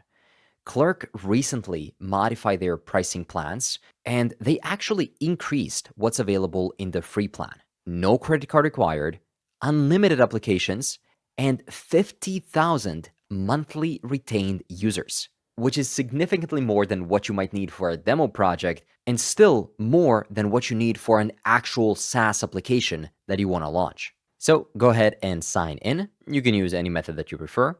Once you're in, you can create your new app. You can see I have plenty right here, but today we're building Skild. You can choose which sign-in options you want to add, such as email, phone number, username, Google, or any other of many social providers you want to use.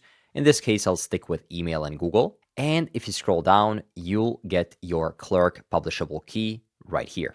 So go ahead and copy it and paste it right here into your terminal and press enter. It's also asking us if we would like to initialize a new Git repo, which of course we want to do to be able to commit and push our changes so that we can track them. And also so that we can get our code reviewed by CodeRabbit, but more on that soon. For now, let's initialize it with a new Git repo. And as soon as it gets initialized, TanStack Start CLI will also install all the dependencies needed for you to run the app via npm. Very soon, the app will be ready. So what you can do next is simply drag and drop that newly created folder into your code editor so that we can explore the code, as well as run npm run dev to actually spin up the project on localhost 3000. You can then press Command-click to open it up. So let's clean it up so we get a nice starting point for our application. You can do that by heading over to source, routes, index.tsx, which is our homepage, and deleting everything from within the return statement and only returning a main that's going to have an h1 that says something like hello from TanStack Start. Other than cleaning this homepage up, we can also clean up the about route by completely deleting it. It's going to be right here under routes about, so just delete it. Also delete all the components in the components folder because we're going to create our own. And finally, modify the source routes root to remove the footer and the header and keep it straightforward, where we just have an HTML document.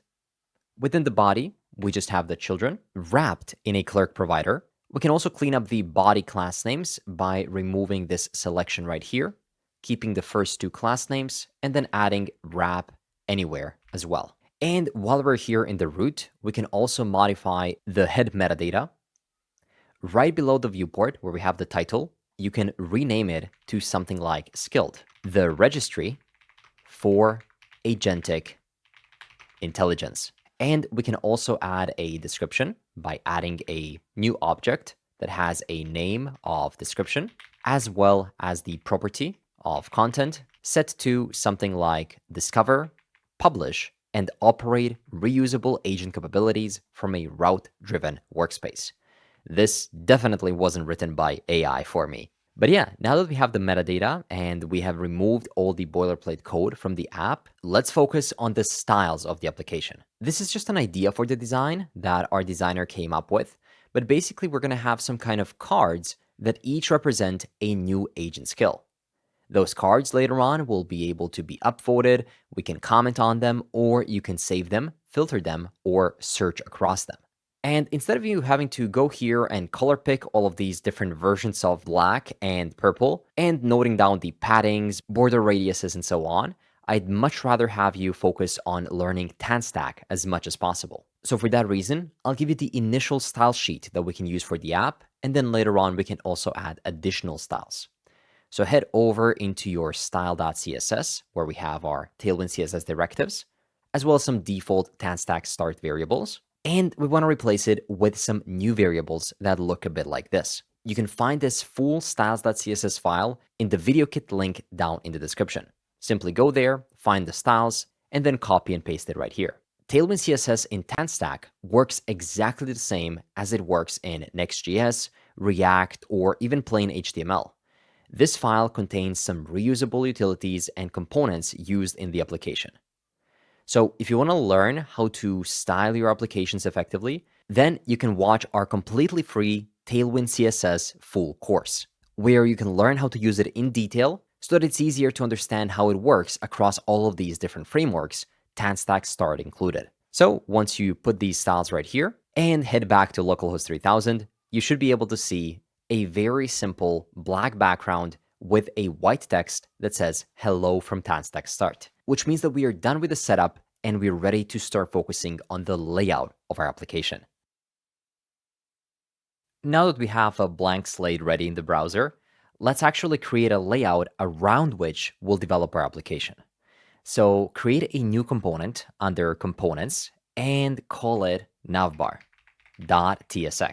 Within it, we can initialize a new React functional component. I installed this simple React snippets extension, which allows me to just type sfc to create a new stateless function component. So you can try it out as well, or you can just write it manually and then call the component navbar. It's not going to take in any props right now, and it'll return a simple div that's going to say navbar. Then let's import it within our root because we want it to show on almost every single page. So right here above the children, you can simply import the navbar component. And right here, we can also create the rest of the layout. So within clerk provider, go ahead and create a div. And that div is going to have an ID of root layout. Then within it, create a new HTML5 semantic header component. And within the header, you can render a div with a class name called frame. And then within it, you can simply put the navbar, which we just imported. And then below the header, you can create a main that's going to encapsulate the rest of the content with a div within it that has a class name set to frame. And then within this frame, we can render the children. Below it all, we can still keep these TanStack DevTools in case we need to debug something later. So now back in the browser, you can see that we have the navbar at the top, and then there's the main portion of the screen right here. Also, on the left and the right, we have nothing, so our app is nicely centered. So let's develop the navbar by heading over into it and turning it into an HTML5 semantic nav tag. And we can keep this as an instant return, meaning just wrap it in parentheses so that we don't even have to explicitly say return. Then give this nav a class name set to navbar. And within it, create a div that has a class name set to brand. And then within brand, create another div that has a class name set to mark. And then within mark, create another self-closing div that has a class name set to glyph. So now if you save this and go back, you'll be able to see our logo appear right here. That's because we're using these Tailwind classes. So if you search for any of these pieces of text within your application and head over into the styles, you'll be able to find all the styles that are being applied when you apply a class name of navbar, or brand for that matter, or mark, or glyph, which in this case just applies this nice logo without even using an image. It's just plain CSS. And that's the logo of our application called Skild. So right below the mark, we can render a link coming from TanStack React Router that's going to point to the / route, which is the homepage. And then within it, you can render a span that says Skild. So if you go back, it'll look something like this. Then below the div encapsulating this link, we can render another div with a class name set to actions. And then within it, we can render another link that has a to /sign-in $$ like this. And this link will have a class name set to btn primary. And within it, we'll render a piece of text that says sign in. Now you can see immediately that I get an error right here saying type sign in is not assignable to type dot or slash. That's because it cannot find any additional routes besides the home route in our application structure right now. Sign in route doesn't exist. And that's the beauty of TanStack Start. It knows when a route doesn't exist and it tells you so. But soon enough, we'll create that route, so don't worry. We'll just keep this as a placeholder for now. Also, right next to our sign in piece of text, we'll also render a sign in icon. So go ahead and import login coming from Lucid React, which I believe is already installed for us with TanStack Start. So before typing sign in, you can also render a self-closing login icon that's going to have a size of 16. And if you head back, that's going to look something like this. Now, what we want to achieve next is separate the navbar in an interesting way from the rest of the content. Take a look at these two little X's on the bottom left and the bottom right of the navbar. I'm going to zoom it in so you can see it a bit better. They divide different parts of the app. And if you zoom out even more, it'll all make sense. So how do we implement them? Well, back within the code, I added another component called Crosshair. It's just a single SVG, which you can get in the video kit link down in the description called Crosshair. And then once you put it right here within a component, you can head over within the root and then put it right here below the navbar. You can put two, one for each side of the navbar. The reason why all of this works by default is because of the styles within the frame. So it's taking a look at where this frame is, and then it's automatically positioning those SVGs to be at the right spots. If you want to learn how to do these kinds of tricks with Tailwind CSS, go ahead and check out that course. I'll also link it in the description. But yeah, now we have the navbar and at least some kind of a layout on top of which we'll later on place all of our components. And while we're still working in the setup, I want to make sure that while we continue developing new features, our app doesn't start looking something like this, where it becomes a misindented mess. For that reason, we have to make sure that our linting actually works so that you and I together can keep our code bases clean. We already have Biome set up, but it doesn't work by default. You also have to install the Biome extension. So head over to extensions and search for Biome, and you should be able to find it right here, toolchain of the web. So just go ahead and install it, trust it, and if you reload your entire window and you make some changes and it's still not working, well, in past times, that would mean a lot of debugging and documentation reading. But nowadays, what I would just do is open up any kind of a chat agent and just ask it for the fix. So I would go ahead and tell it, linting with Biome isn't making changes on save within this TanStack Start application. I have a Biome extension installed, but the changes are still not happening on save. Can you look into it? And then press enter. And if you're wondering how I was just able to speak into it and it wrote it down all correctly, I was using Whisper Flow, which allows me to, well, basically speak with AI agents. And why would I do that? Well, it's because it's faster than typing. I don't type at a slow rate of 45 words per minute, and neither do you. You're most likely much faster, but speaking is still going to be faster than the fastest typing out there. So lately, I've been finding myself using my voice a lot when speaking with AI agents. And no, Flow is not paying me to say this, at least not yet. It's just what I use when I code, and I wanted to share it with you. So let's let our agent check what's the problem and fix it for us. I'll go ahead and allow it to run some commands.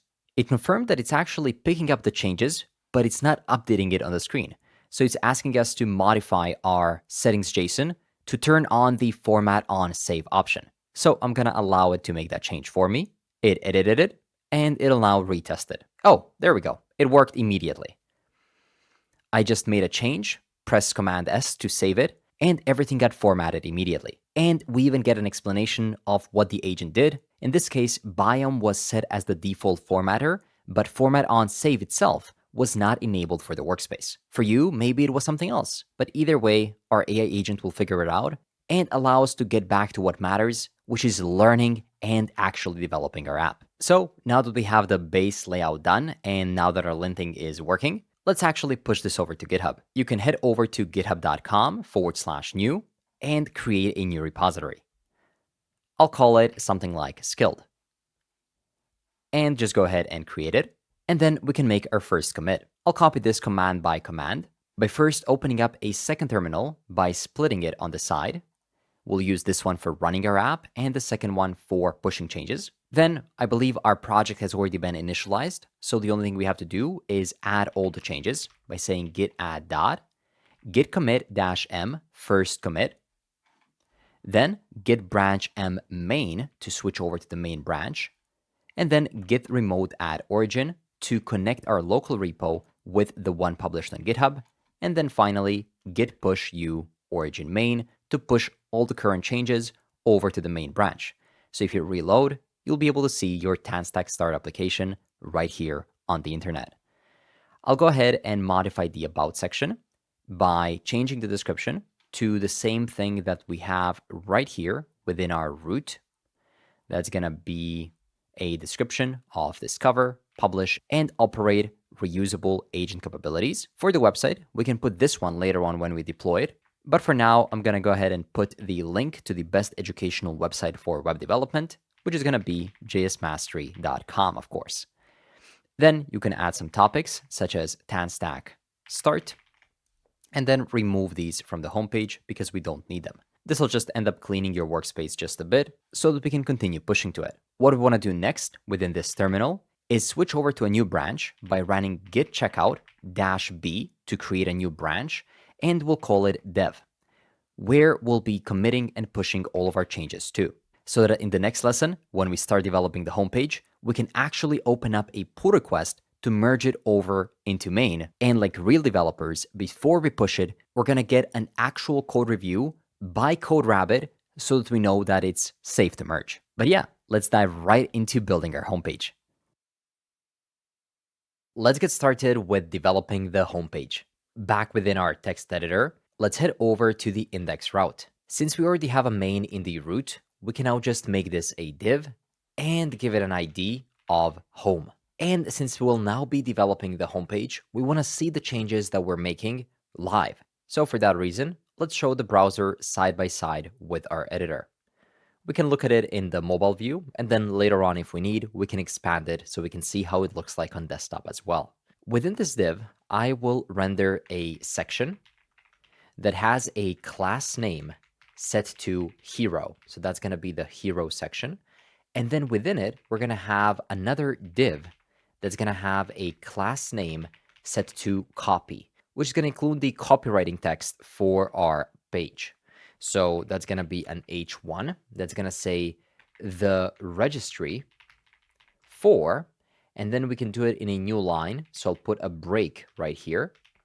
And then still within H1, but below this break, we want to render a span that's going to have a class name set to text-gradient.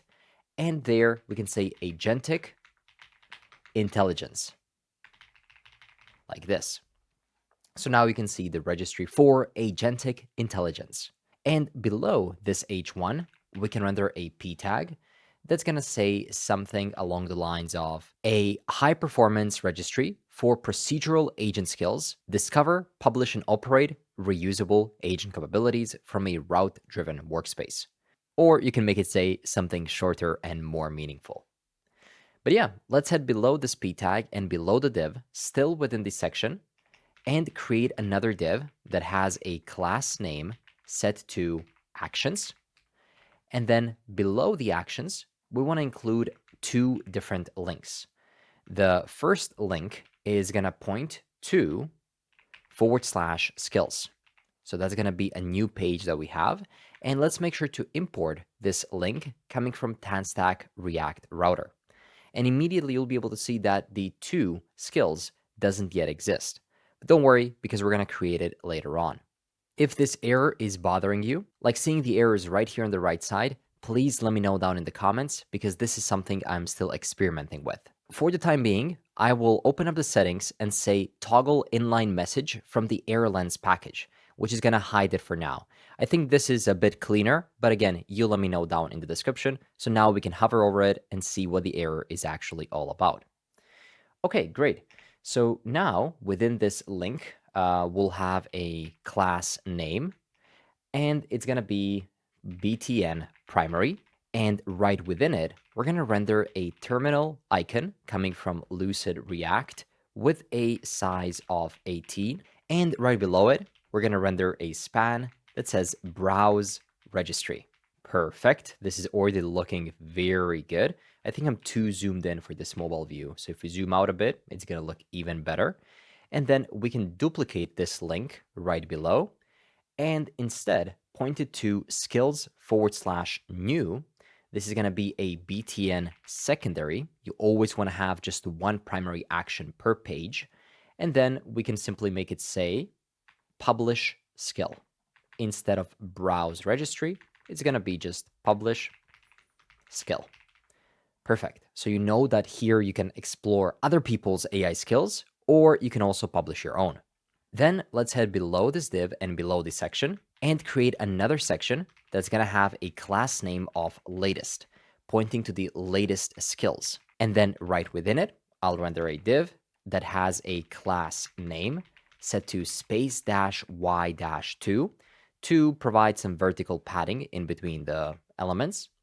And then here within it, we'll render an h2 that's going to say recently created.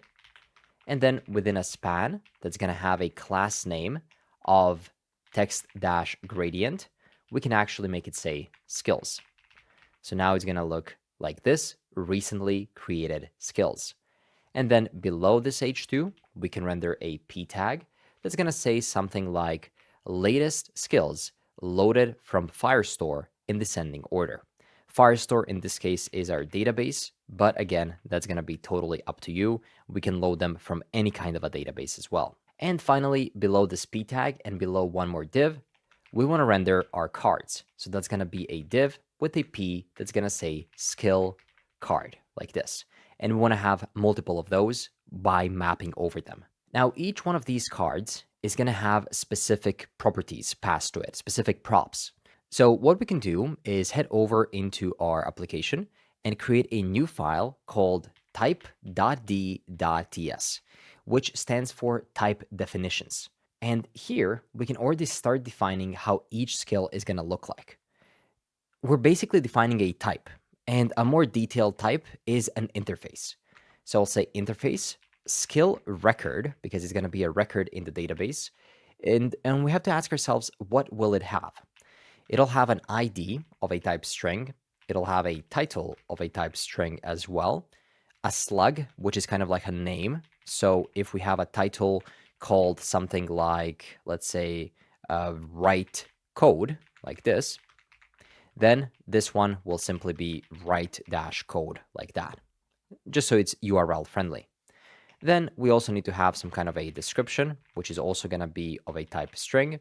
Then we're going to have a category of a type string as well, a tags, which is going to be an array of strings. So we can define it like this.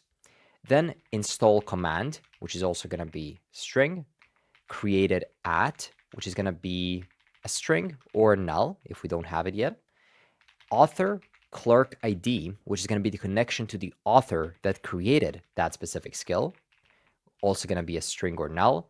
And finally, the author email, which is also going to be a string or null, so we can easily connect it. So we want to keep track of all of these different types so that our application knows how to act and behave. And so that we don't try to access something like skill.test, a variable that doesn't exist, but we know that we can access skill.id, and it'll tell us right here that it knows that it exists and that it has to be a string. No more guessing, and much more predictable workspace. Alongside this single interface we just wrote together right now, there's going to be interfaces for other parts of our application and much more predictable code base. So now that we have this type, let's go ahead and create a new component that's going to use it. Right within source and components, create a new file and call it skillcard.tsx. You can use that shortcut, either RAFCE or SFC, depending on which one you're using, and call it skill card. And for now, we can simply return a div that says skill card. Now, let's go ahead and consume that skill card and map over it within our homepage. So head over here where we have the skill card, and right within this div, go ahead and map over the skills. Now, the question is, where are these skills gonna come from? So what we could do is just generate a random array right at the top called skills, and then create a couple of different objects with the data for each skill. But this takes time, and you're here to learn. So instead, we're gonna use AI to do it for us. Open up any kind of an AI chat, and then tell it something along the lines of, create dummy skills with 5 data items following the skill type defined in type.d.ts file. So write something like this. And we can be a bit more specific with providing it with the information it needs. So if you head over into that type.d.ts, it's supposed to be right here. I think you can mostly just drag and drop it, and it's going to understand what you mean. So we're asking it to create that dummy skills array, and press enter. It'll locate the skills, it'll read the reference to the skills page and where they need to be used, and then it'll make them match the skill record shape so we can directly just map over them. There we go. We have enough context. It'll just create it under source lib so we can import it anywhere in the app.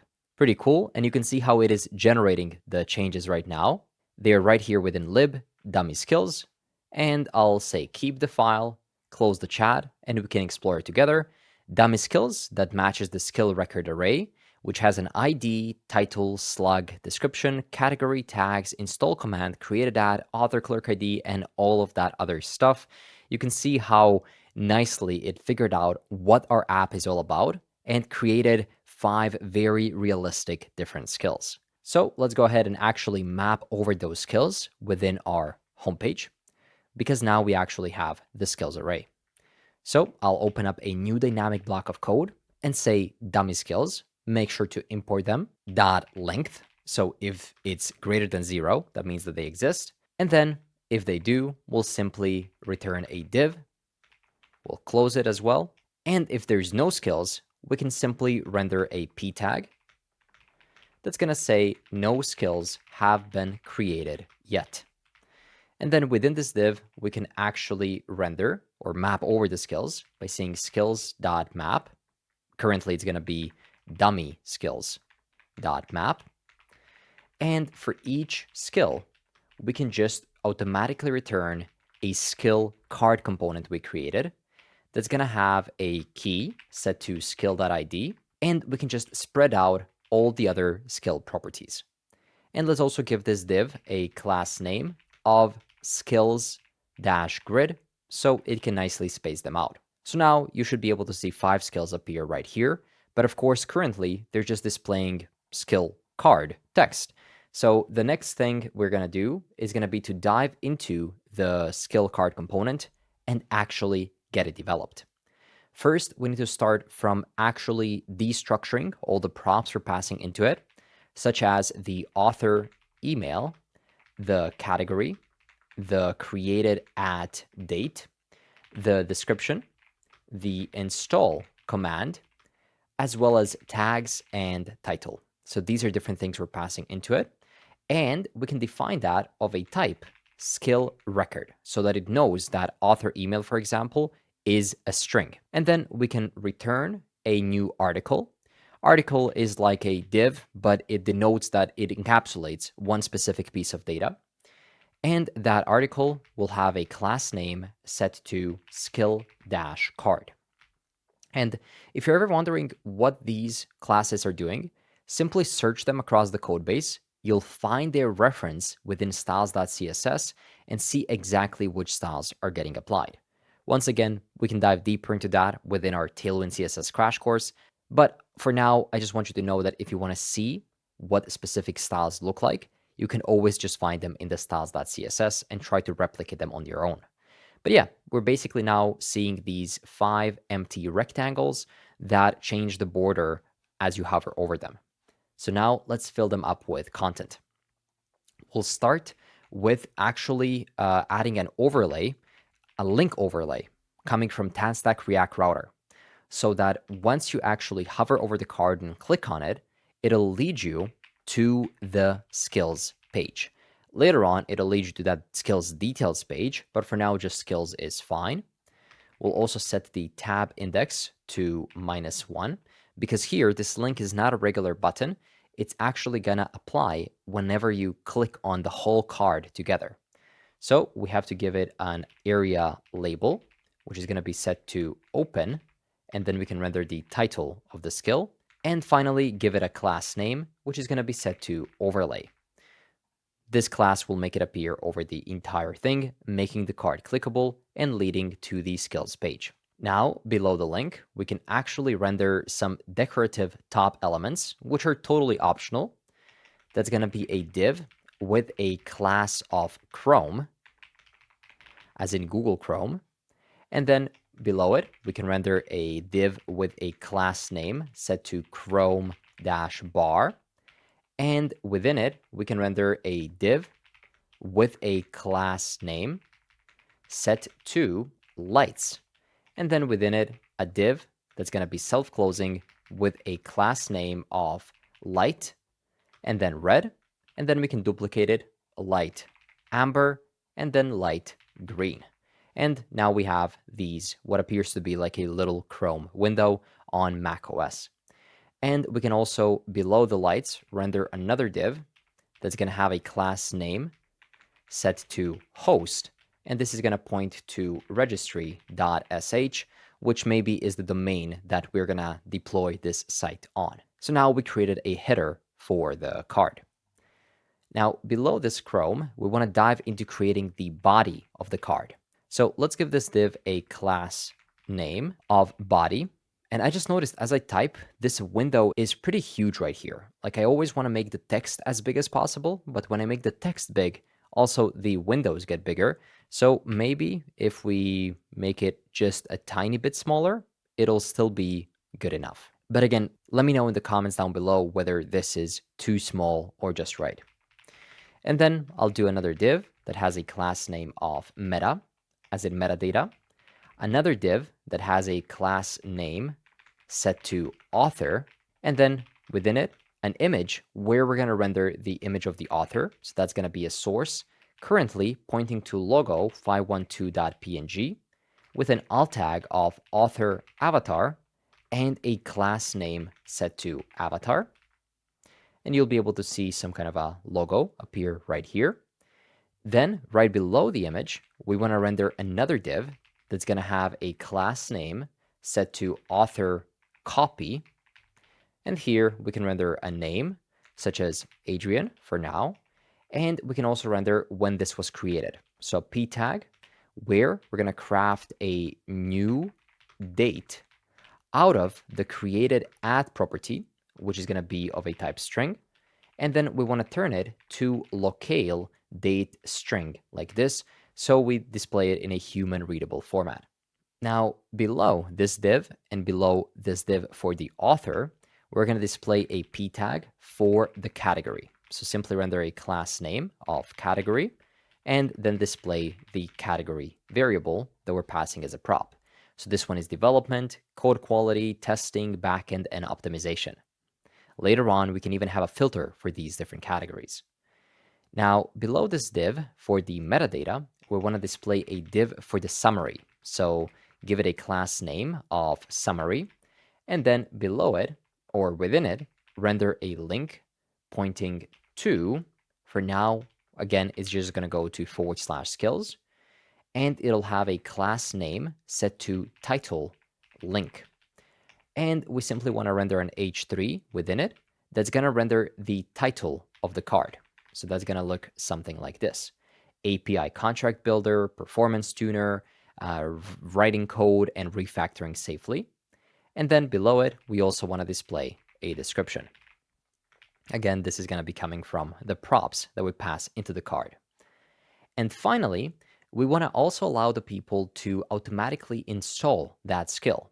So right below this div that's above the description, we can render a div with a class name set to command. Then we want to render another div with a class name set to command copy.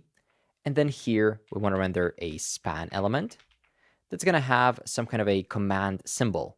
So that's going to be just the greater than sign and then underscore, which is typically how we denote terminals. And then below that, we'll render a p tag that's going to render the install command coming from props. For example, npx Skild add write code, or npx Skild add refactor safely, and so on. Perfect. Now we also want to add a button that copies this to the clipboard. So right below, right here, we can write it ourselves. Or again, this is also a perfect example of where you might just want to get some AI's help, because you would have to look into how to actually copy the text. And before, this used to be a Google search, but now I would just go ahead and open up the chat, and it already knows where I am within the skill card. So I'll simply tell it, below the command copy div, add a button that's going to have a class name of copy. It'll have a copy icon within it, and on click, it'll actually copy the text of the command. And just press enter. This was super quick for me to tell it. The directions were small and pretty clear, and I believe it should be able to do that within literally a couple of seconds. Maybe even as I'm speaking to you. Yep, it was able to do it. So now if we scroll down and check the changes, yep, here they are. It just added one single button. Maybe you call this an overkill. Did they really have to ask it to do that? Well, not necessarily, but it definitely sped up my workflow. Type button, class name copy, then navigator copy to clipboard, install command, and then a icon that says copy. So now if you hover over here and click copy and try to paste somewhere here, you can see that it actually copied it. But we're missing some kind of an indication that tells us that we have copied it successfully. So I'll simply ask it to do that. This is great, but give me some kind of an indication that the text has been copied successfully, maybe by exchanging the icon to a check mark and then removing it or something similar. And then I'll also press enter. Again, if you're wondering how I am speaking to the AI, I'm using Whisper Flow, and I find it to be super useful for when I want to flow in the conversation with the AI agent. Okay, so it added this handle copy right here, but also added the use state to track the change. So now when I click it, we can see the check mark, and then it disappears, knowing that we have copied it. This is perfect. And again, let me know in the comments down below if you would like me to use AI in more situations within these videos and not type everything by hand. Because honestly, that's how I am coding nowadays, and I want to teach you my exact process. Of course, we're going to dive much deeper into that within the actual Ultimate AI Development course, which I'm currently working on. So right now, you can just join the waitlist. I'll leave the link down in the description if you want to check it out. But yeah, let's continue. Right below this button and below the div encapsulating it, we can render a div that has a class name set to footer. And then within this footer, we can render a div that has a class name set to stats. And within it, we can render another button with a type set to button, a class name set to upvote. And for now, we'll actually make it disabled because we haven't yet implemented the upvote functionality. But we will get access to the arrow big up coming from Lucid React with a size of 16 and a fill set to the current color. So now we have this upvote icon, and we can render a span of tags.length, which is going to show us how many tags we have, but later on we can come up with another variable for the number of upvotes that we have. Also, below this button, let's render a div for the comments. So it's going to have a class name of comments. Then we can render an icon called message square, which is going to be some kind of a message with a size of 14. This is how it looks like, basically a comment. And then we can render a span that's going to check whether an author email exists. If so, we'll make it 1, else we'll make it 0. Again, later on, we can come up with a separate variable for tracking the number of comments. Now, let's go 2 divs down, still within the footer, and let's create a very important div that's going to have a class name of actions. Within actions, I'll render a link, and that link will, for now, be pointing again to skills, so /skills, with a class name open and a title of open, and then this specific title skill.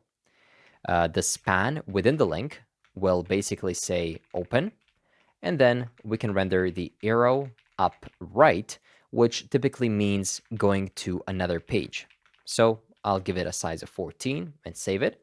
And now we can see that you can click on open and that'll actually open up this card. Finally, below this link, still within the actions, create a button that has a type set to button, a class name set to save, an area label set to saved state, and then for now it'll be disabled.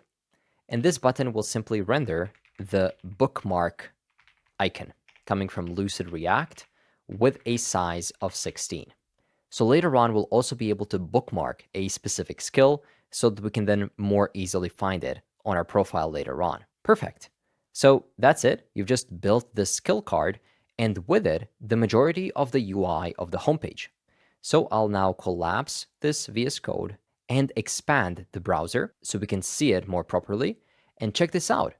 You've just developed a nice looking navbar with a hero header section with the primary and the secondary button, as well as recently created skills where we can actually see who created it, when, which category it belongs to, the title, which actually leads you to the skill, description, then the code to automatically copy it, or upvote, comment, open, and bookmark buttons.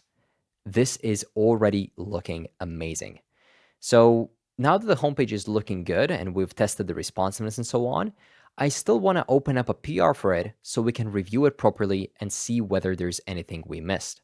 So for that reason, I'll open up the terminal, check Git status to see which branch we're on. We're currently on the dev branch and how many changes we have right here. Next, go ahead and run git add dot to save all the changes, git commit -m, implement homepage, and skill card, and run git push. Since this is the first time we're pushing to the dev branch, we have to connect our local branch to the one on GitHub. So instead, run git push -- set upstream origin dev. And then that'll push the changes, allowing you to go back to GitHub and see the latest changes right here. Not on the main branch, but rather on this new dev branch. And you can also see that it had recent pushes 22 seconds ago. Now, before we actually merge it to main, we want to go through a process of a PR or pull request review. And for that, we'll use CodeRabbit because we want to move fast, but don't want to break things. So click the link down in the description and try it for free. You can sign up with any provider, but in this case, let's go with GitHub since that's where our projects are hosted. And then once you're there, you'll have to give it access to your repos. So simply click Add Repositories, connect using your GitHub, and give it access to all the repos or just this one. And then you can search for it right here. We called it Skild. And there it is. It's a public repo that CodeRabbit is already actively monitoring. And let's create our first PR. Very quickly, CodeRabbit will hop on in, and it'll tell you that it's currently processing the new changes in this PR. It also gives us a little tip to only use exceptions for exceptional problems. Exceptions can suffer from all the readability and maintainability problems of classic spaghetti code, so reserve exceptions for exceptional things. Well, yeah, that makes sense. So let's wait until it reviews it. This one should be pretty simple, but even right away, it gave us a summary of what we did. We implemented new features, such as the skill cards displaying detailed skill information, including author details, category, and description, installation command copy to clipboard feature, redesigned homepage with hero section and quick navigation, and the recently created skills section. This PR is pretty simple, just 4 different files changes, so we should be able to get a full review in about a minute. And while that's happening, I also want to explore something else. CodeRabbit also offers extensions for different IDEs. In this case, I want to grab the one for Visual Studio Code.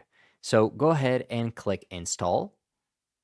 It's going to open it up directly within VS Code, and let's just install it. To get started using it, we have to log in. So just click the login at the bottom right, authorize it, and then once you do, just click Open, and it'll auto sign you in. And here, there's an active PR that it noticed.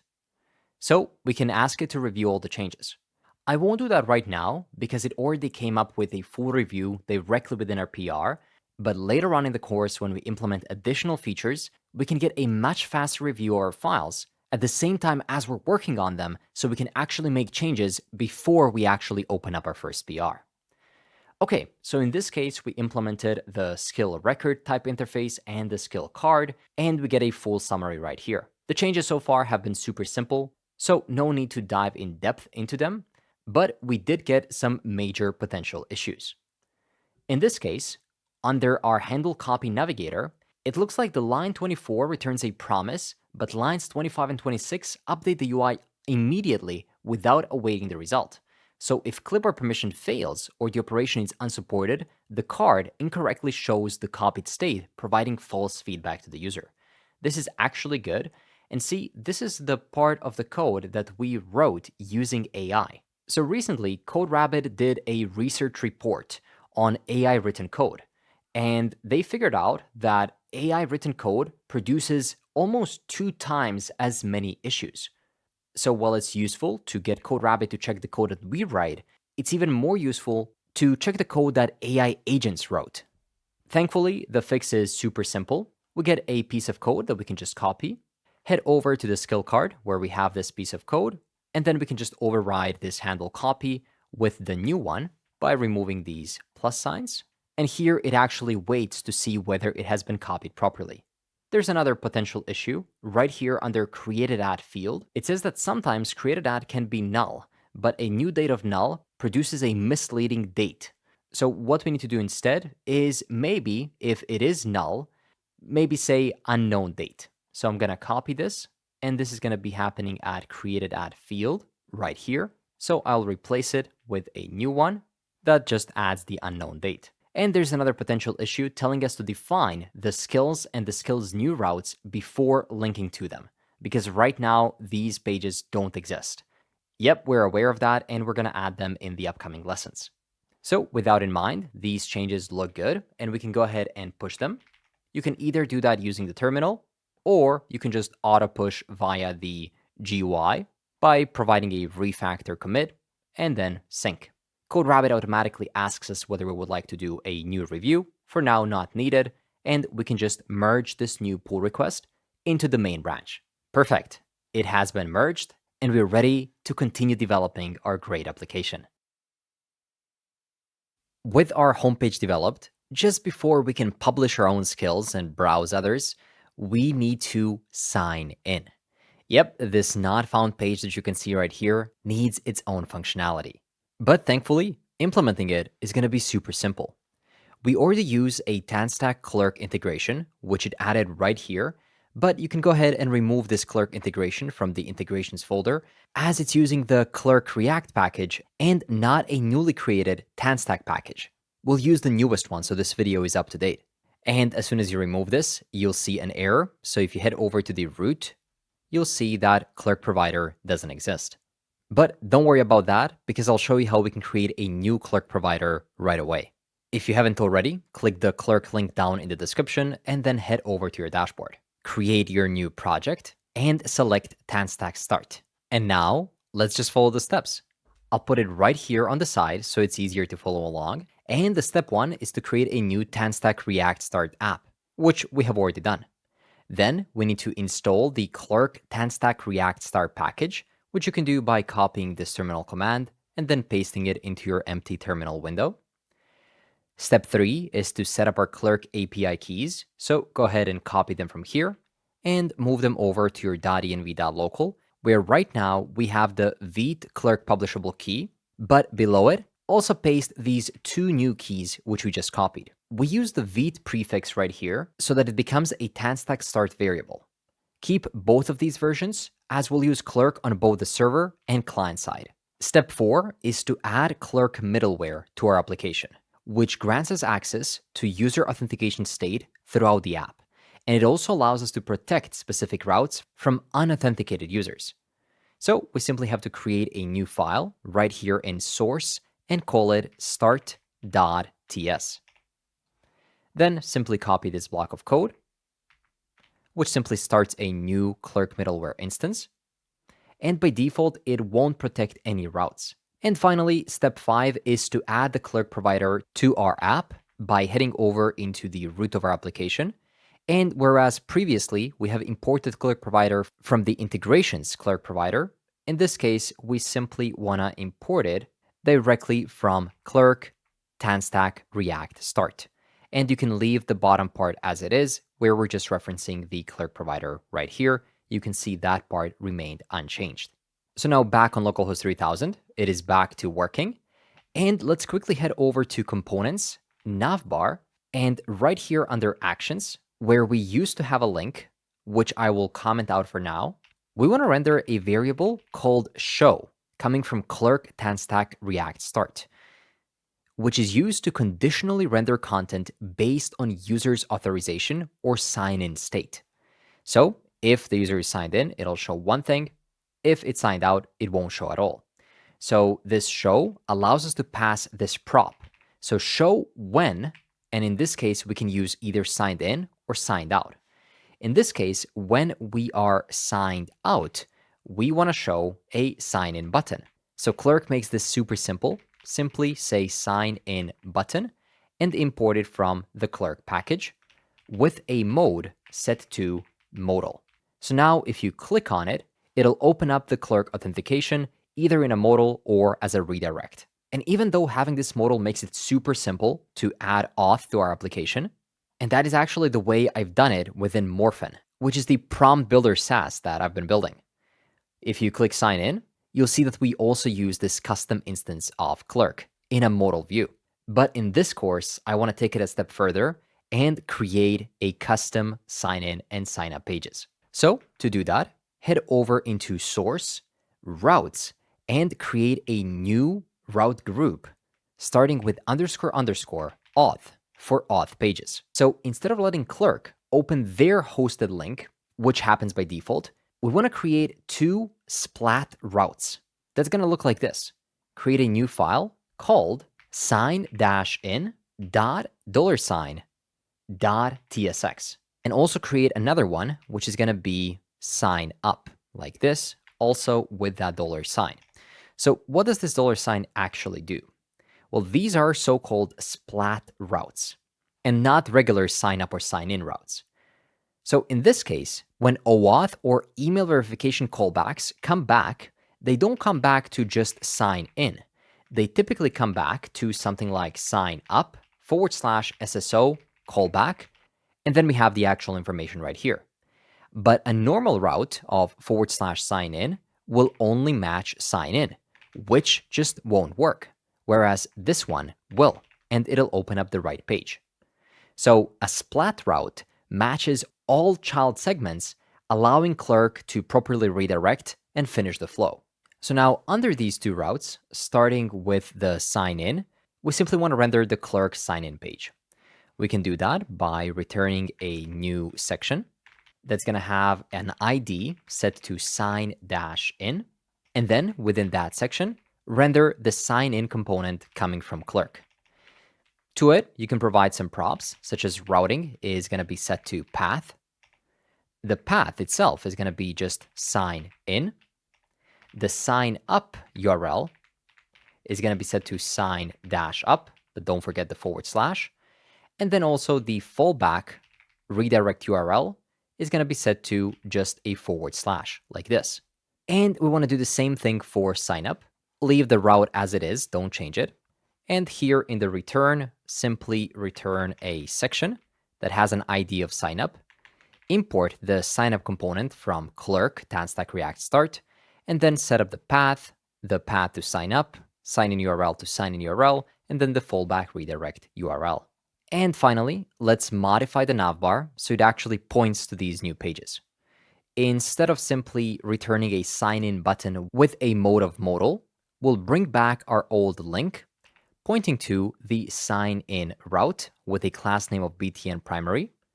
And now when you click sign in, you'll be redirected to a custom sign in page within our own interface. So if we expand it a bit, you can see that this looks very native. And don't forget that you can always further customize exactly how this Clerk instance looks within your specific application theming. Okay, so let's actually sign in to see how that looks like by clicking Continue with Google, select your account, and sign in. You can see it's loading, and we get redirected back to the home page, and no longer there's a sign in button, which is good, which means that this one isn't showing when we're signed in. But how are we going to show the actual avatar? Well, it's super simple. You just use the show once again, but this time you show something when we're signed in. And what do we show? Well, Clerk provides us with a user button component that you render like this, literally one line of code, and you get your avatar at the top, allowing you to manage your account, explore the security, and log out, add connected accounts, change emails, change the profile photo, and more. That's absolutely amazing. So if you think about it, in a couple of minutes, we have successfully added complete authentication capabilities to this application, where you have a sign button. You can continue with Google or literally any other OAuth provider, or with just an email. And when you sign in, you get redirected back to the homepage and you can manage your account. This is the exact kind of speed that I want to move when developing applications in the future. What matters most is actually testing your product to see whether people are actually going to be excited about, in this case, consuming different skills. Or in case of Morphin, which is our actual production project, getting access to the specifications that allow AI agents to become much more productive and develop visually interesting apps. So instead of wasting a couple of days or weeks on setting up Auth, just go for Clerk. It's completely free with up to 50,000 monthly users. But trust me, if you do cross 50,000 monthly users on your SaaS, you absolutely won't care about a 2 cent per month cost for each user, as you'll be charging much more for the subscription itself. So with that in mind, we can open up a PR and merge our authentication to the main. Or in this case, we can take a look at the Code Rabbit VS Code extension, where it automatically picked up on all the changes we've made, and I'll now ask it to review all of them. It's going to start the review, analyze the changes, and let's see what it comes up with. And within literally a minute, the review is in. In this case, we're integrating Clerk authentication in a TanStack React Start app. And since this was a super simple one, we followed Clerk's docs to implement it and used all the official packages. There are no issues detected in this review. So we're good to go, besides one little nitpick comment where we need to remove the unused import sign-in button. So if we check it out right here, back within our navbar, before we used a sign-in button, but we switched it to a link. So in this case, it just tells us right here to remove it because it's imported but never actually used. You can now decide to ignore this or fix it with AI. But I think in this case, we don't have to be that lazy and I can just remove it myself, which means that this issue is now fixed. All the changes are good, and I'm ready to simply commit this over to the dev branch and potentially merge it. Perfect. Changes are committed. Authentication is done. So let's move on. We've got authentication working. Users can sign up, sign in, and see the homepage. But right now, we have zero visibility into what they actually do once they're on the inside. What do they do on the homepage? Do they upvote any posts, leave some comments, bookmark specific categories, or explore these skills in more detail? And how many of them sign up but then never come back? Without analytics, I'd just be guessing. So let's set up PostHog to give us the answers. I'll leave the PostHog link down in the description so you can click on it, and it's going to open up this very unique landing page where you can click Get Started for free to create an account. Simply choose your data region and sign up with any of the providers. Then create a new organization, and finally, you'll see a screen that looks like this, asking you, what do you want to do with PostHog? In this case, we want to understand how users behave, but later on, we'll also be able to watch session recordings or monitor errors, or run A/B testing. So for now, let's just start with understanding how users behave, and it'll automatically pre-select some products based on the goal. So click Go, which will lead us to this very unique installation. PostHog's AI wizard will detect our framework, install the right SDK, and configure event capture automatically. It's going to auto-detect it, so copy this command, and then open up your terminal and paste it.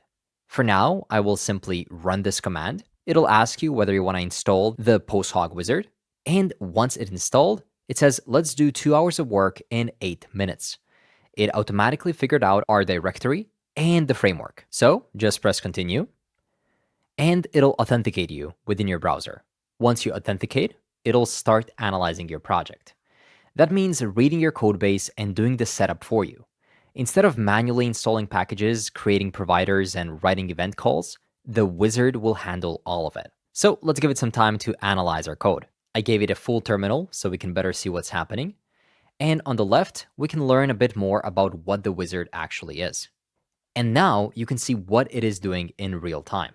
It'll generate an event tracking plan, set up the environment variables, install post-hoc dependencies, add post-hoc proxy, insert event tracking code, find and correct errors, lint the files, and then finally create post-hoc dashboard and insights so you can directly check what's happening within your app, and then finally write the setup report and a wrap-up.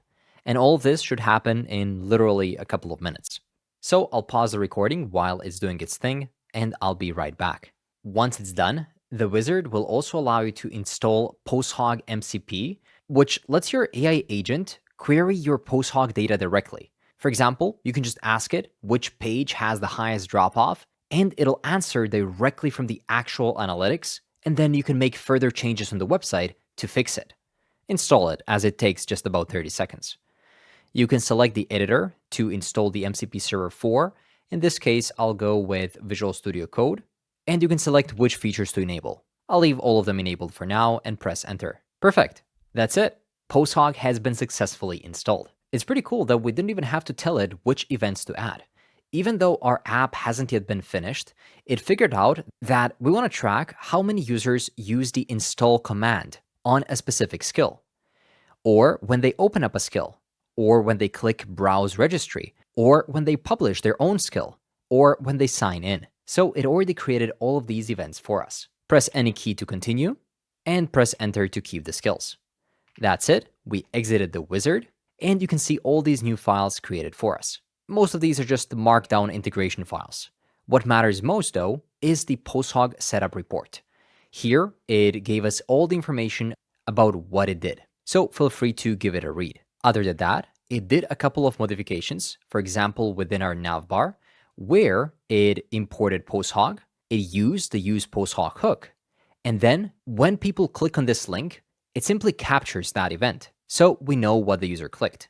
It did that across a couple of other files, such as the skill card.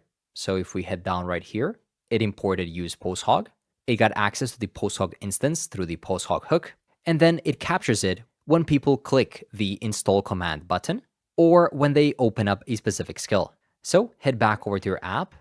Maybe we can rerun it by stopping it with Control-C and then rerunning it. And now we can try copying this skill to clipboard, or maybe navigating over to it by clicking open.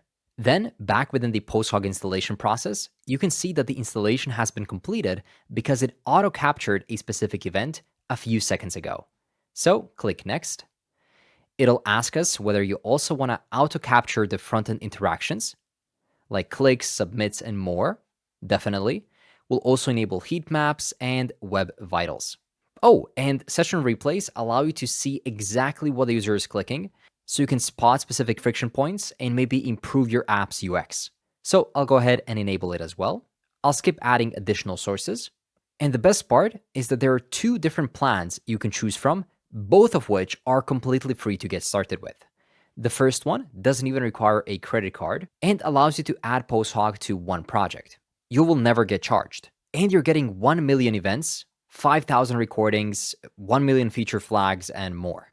Or if you want to immediately get a couple more projects and unlimited pay-as-you-go usage, you can then go for this plan. For now, we'll stick with free. You can invite your teammates, and you'll be redirected to your dashboard. I would recommend that you take some time and go through this quick start to actually figure out how does post-hoc dashboard work. But everything starts with your first event.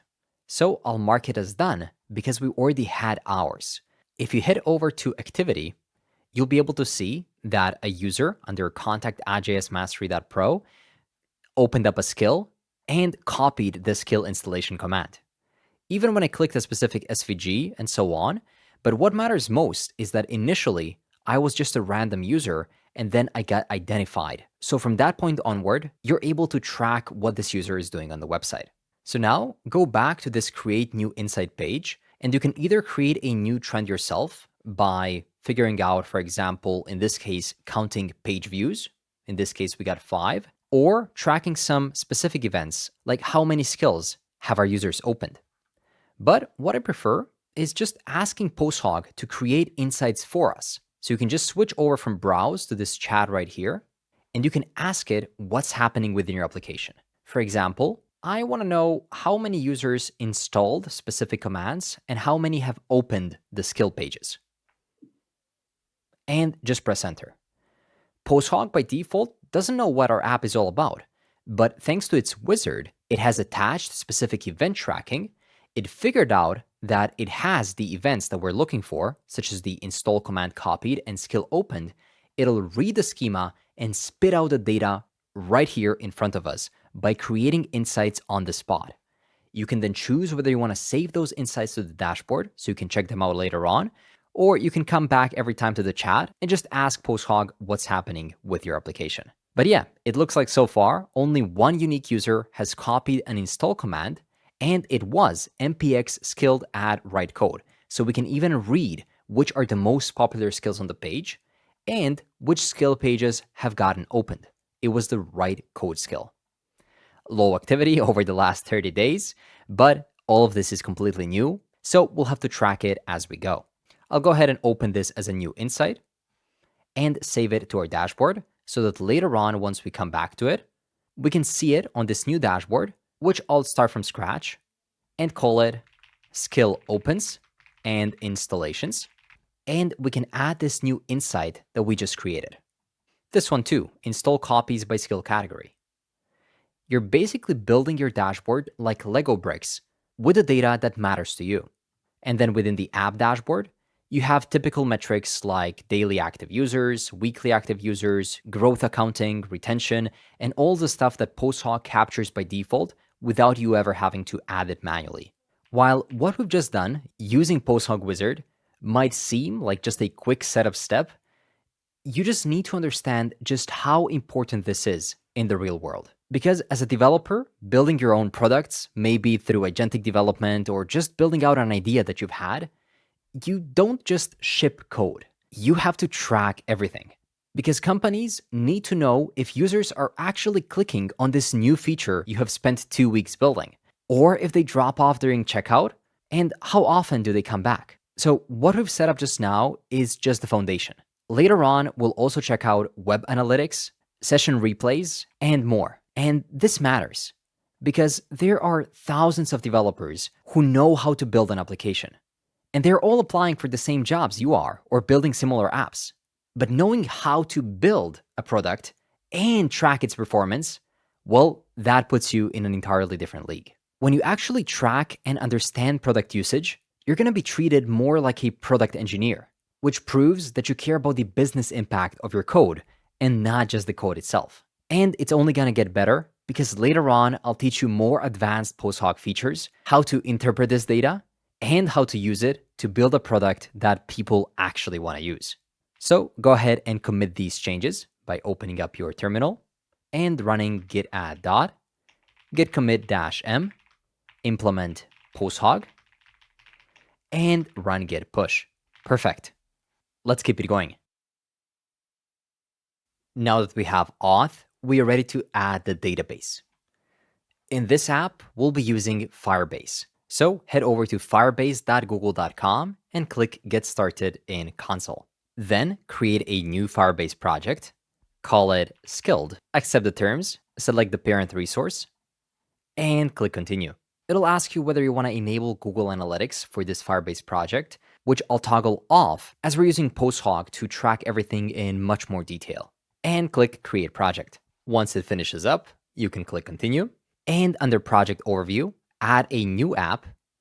In this case, we're building a web app. Once again, you'll have to register your app with the name Skild and click Register. Then you'll be given an npm command with which we can install Firebase, as well as the Firebase configuration. We'll go through this together later on, so for now, we can just continue to console. Then, back within the app, head over to our .env.local, Here we have a couple of Clerk variables, and right below, we can add Firebase variables, such as the Firebase project ID, which you can find right here under your app. And the project ID is your project name plus some random characters. Then we'll need this app ID right here at the bottom. So go ahead and copy it. That's going to be our Firebase app ID. And finally, we'll also need the Firebase API key, which you can find right here under the setup and at the top of your Firebase config.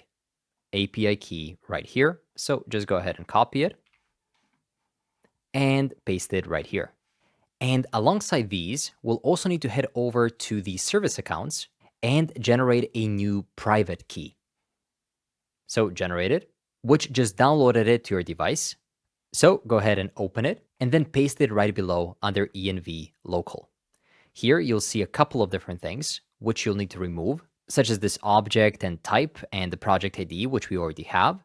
But what you want to keep is going to be a Firebase private key ID. And that is this one right here. So you can add it right here. And then we'll also have another one, which is the private key. So you can store it under Firebase private key like this. And just make sure to include everything. You can even include the string signs right here. So it starts at begin private key. That's just a comment. And then it ends all the way right here at the end. You'll also want to create another one for the Firebase client email, which is going to be equal to this one right here. And finally, the Firebase client ID, which is coming from here. With that in mind, I believe we should have everything. Let's start once again from top to bottom. There's the Firebase project ID, app ID, API key. Then there is the private key ID, the private key itself. And then finally, we have the client email and client ID. So now that we're done with the setup, in the next lesson, we'll learn about all the different types of databases and choose the one most suitable for this project. Today, Firebase offers 3 different database engines, and understanding why we aren't using one over the other is what makes you a senior developer. The first type is a real-time database, a giant single JSON tree. It's ultra fast for simple state syncing, like a typing indicator, but you can do complex querying. So if you want to find skills created by users with a specific email address, you have to download almost everything and then filter it out yourself. Then there's the Cloud Firestore, a NoSQL document store, which means that you're dealing with collections and documents, similar to MongoDB, and it scales to millions of users. But there are no joins support. So if a skill needs to show a user's email, you either duplicate the email, risking stale data, or make 2 separate network calls. And then there's Firebase Data Connect. It uses Cloud SQL based on Postgres, and it allows for relational mapping. So you can define a user once and a skill once, and then join them in a single query. And more importantly, you don't have to write SQL strings manually. You use GraphQL. Firebase then generates a type-safe SDK specifically for your app, so your TypeScript code knows exactly what data is coming back. And this works super seamlessly with TanStack Start applications. So that's why we'll be using Firebase Data Connect within this course. So to set it up, head back over to your Firebase project, and under What's New or in some other section, you should be able to find Data Connect, or you can just go ahead and search for it. Then click Get Started, and it'll bring you to a schema generator. For now, we'll skip the schema, and we want to connect it to a data source. So you can use an existing Cloud SQL instance or create a new Cloud SQL instance, which you get completely for free for 90 days with no cost. And then you can just create another one if you want your free project to keep running. So I'll click Next. You'll be given your Cloud SQL instance ID, database name, and service ID, and you can choose the location that is closest to you. In this case, I'll go with Frankfurt and click Submit. Now it's going to provision your database. And that's it. Then you can head within your code base, open up a new terminal, and type npm install -g, which stands for global, Firebase -tools to install the Firebase CLI. After it gets installed, you can simply run Firebase login, and it'll tell you that the Firebase CLI's MCP server can optionally make use of Gemini in Firebase. I'll go ahead and enable it. It'll also ask us to collect CLI and emulator usage and reporting, to which I'll say yes. Then it'll authenticate you in the browser, and you're in. So finally, you can run Firebase init data connect. It'll ask you a couple of questions, such as, are we creating a new project or using an existing? In this case, it's an existing one. Then we need to choose which one is it. Looks like I have two instances of Skild, so I'll have to check which one we're using. So back within Skild service, it looks like it is this one, 73CAE, at least on my end. So you can select the one that connects to your data connect. Maybe it's going to be the last on the list. It's going to say that our project already has an existing service. So it's asking us whether we would like to set up local files. So we can just press enter. And then it'll ask us, do we want to install the agent skills for Firebase? To which you can say yes, which will allow your agent to know how to write Firebase code better. Next, head over to extensions, and let's go ahead and install Firebase Data Connect. I think there was a link right here as well. So go ahead and install it, and we're ready to start modeling the data for our application. What does that even mean? Well, it's all about thinking in terms of entities and relationships. So first, identify the entities of the application you're developing. In this case, the first entity is going to be the person who creates skills. They have an identity, which is the clerk ID, and profile attributes, such as the profile image, email, and name. And then the second entity is going to be the actual skill, which is the core asset of the application. It has a title, logic, such as the prompt and the usage, and some additional metadata, such as the tags. Then we need to define the relationships between the entities, such as one-to-many, like one user can create many different skills, and one skill can only belong to exactly one user. In Data Connect, you don't nest the user inside the skill. You create a foreign key. Data Connect then handles this automatically when we define a field with the type of another table. For example, author is set to user. If you've used Firestore, you would have created few fields like tags as an array of strings. While in strict relational databases, you could create a tags table, but Data Connect supports arrays natively in Postgres, which is perfect for search filters while keeping the schema simple.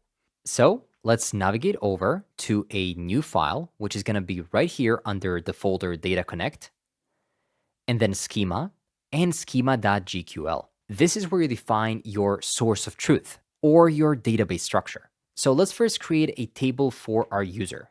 So I'll say number one is going to be the user table. Here, you can type user at table. The primary key is going to be set to clerk ID. And then we can define which properties will the user have, such as a clerk ID of a type string. And this one has to be unique. It'll also have an email that's going to be of a type string. Then it'll have a username of a type string. And finally, an image URL also of a type string. And since we're working in a GraphQL file, you don't have to add commas at two end lines. And now for the second table, we'll define it as the skill table. And let's ask ourselves, what does the skill have? So right here, we'll start with a type skill, which is going to be a table. It'll have an ID, which is going to be of a type UUID at default. And we can define an expression, which in this case will be set to UUID v4, like this. Next, we'll define the relationship, which is going to be a field of author, like who created that specific skill. And it's going to be tied to the user table that you see right here. Next, we can have the skill content, which is going to be a title of a type string, a description, also of a type string, and then finally, tags, which is going to be an array of strings like this. And if you're wondering what these exclamation mark means, it simply means that this field can never be null. Like it must be a string, or this one must be an array that must contain strings. Without it, it means that something is optional. So below the skill content, we can also provide, well, let's do some kind of technical data about the skill, such as the install command, which is going to be of a type string. We can also provide a prompt config, as well as the usage example, all three of which are strings. And then finally, for some metadata, which is going to be the created at field, which is going to be set to timestamp at default with an expression of request.time when it got created. So with Data Connect, we can directly execute our code, perform different mutations, or query the database. So let's go ahead and create a new user through GraphQL queries with the data we've just selected from Clerk. And while you can work with Data Connect locally by running an emulator command through VS Code, we'll go with working on production to see how things work. These two schemas you've generated are only here locally.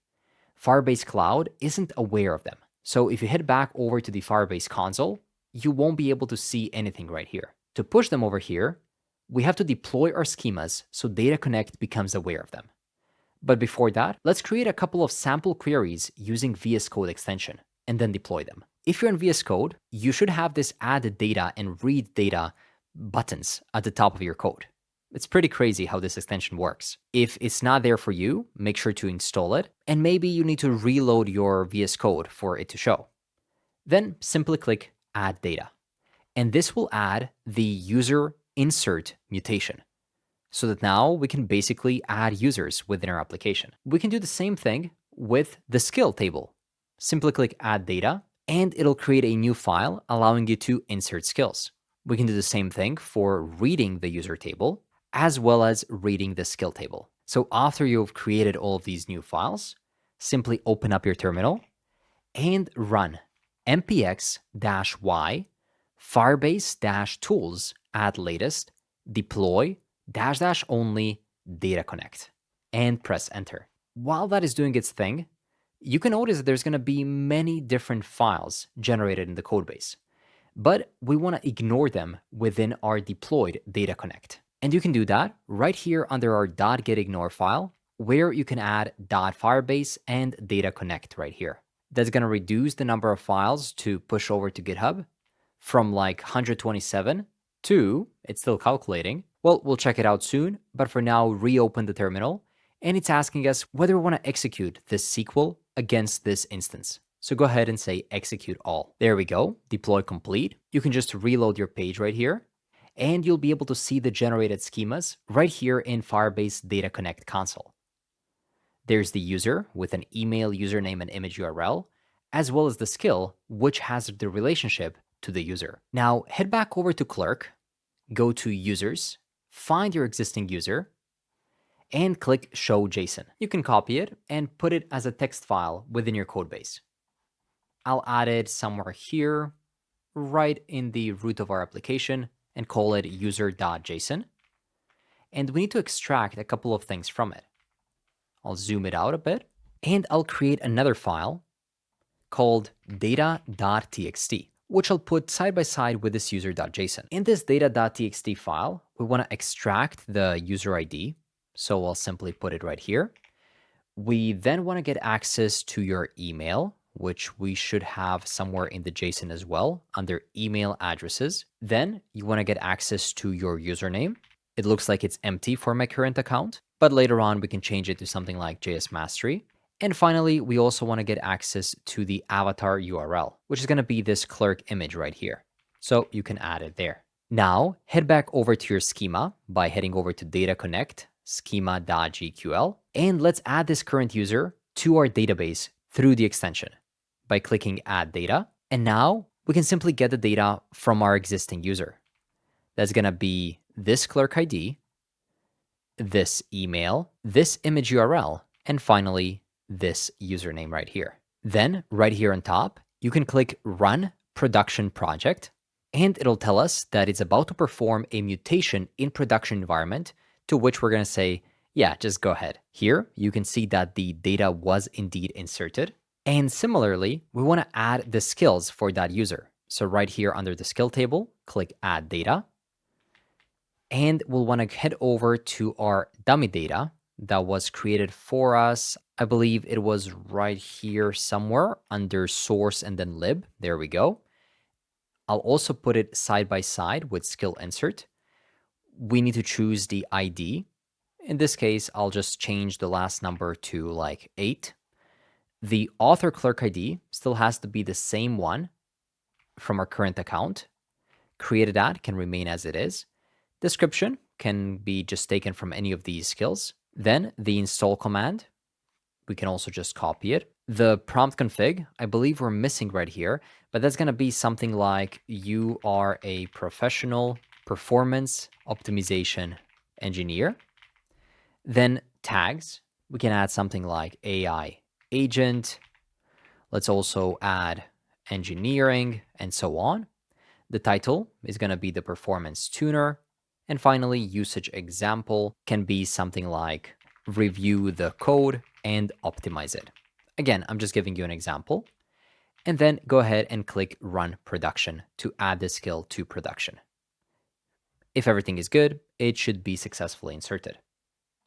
So this was all about running mutations, but you can also directly run queries from the database. You can do that by heading back over to our schema or to some already created files like skill read or user read. And if you just click run local or run production, you'll be able to directly query your database right here. Pretty cool, right? You can do the same thing for the skills by heading over to skill read and running it.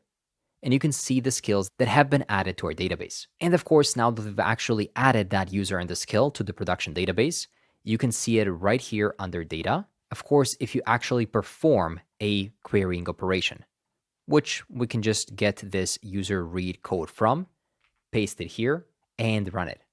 And immediately you'll be able to see the data right here. So that's it for this lesson. We set up Firestore Data Connect and essentially created the starting point for the data structure of our entire application. In the next lesson, we'll use the Firebase generated SDK to display all of this data back on the UI. So let's do that next.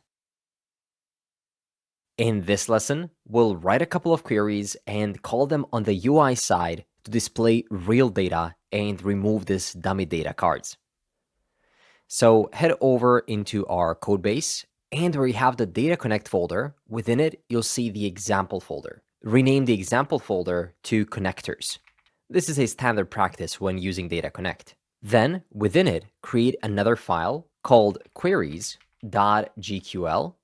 that will get the list of skills with pagination and search functionality. Let's write it together. I'll say query get skills.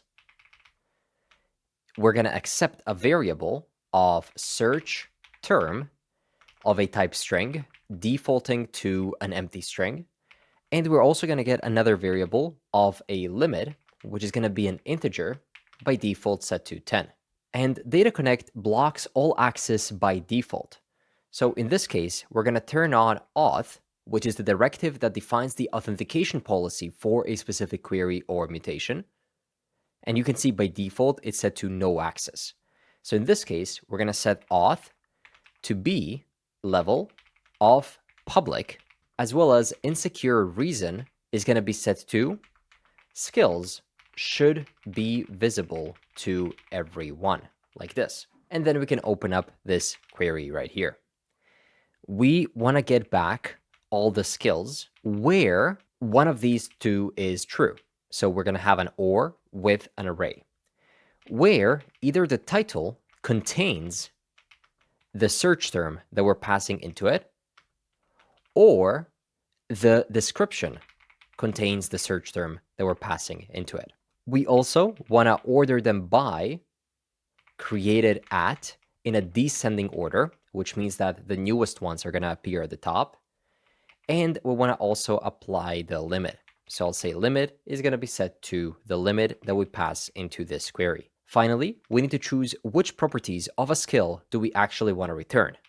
We need just the ID, the title, the description. We also need tags, created at field, and the install command. So we need to get these different things from a skill in order to be able to show it. As you can see, ID to map over it, title is being shown right here, description is here, tags are here. You get the idea. We're telling it that we only want these data pieces back from this query. And that's the power of GraphQL.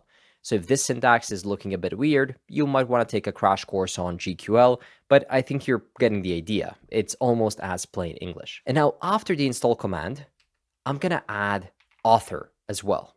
And this is where that join comes in that fetches the author data in the same SQL query by extracting username, image URL, clerk ID, and the email directly from the author. And the author is just the user that created this specific skill. So that way we'll also be able to create these pieces of data. Now we quickly want to head over to dataconnect.yaml file. This is the one. And we want to point it to our new folder. Because if you skip this, Firebase will look for the old example folder and fail to find your new query. So simply modify it to connectors. Then we want to deploy this new query using globally installed Firebase.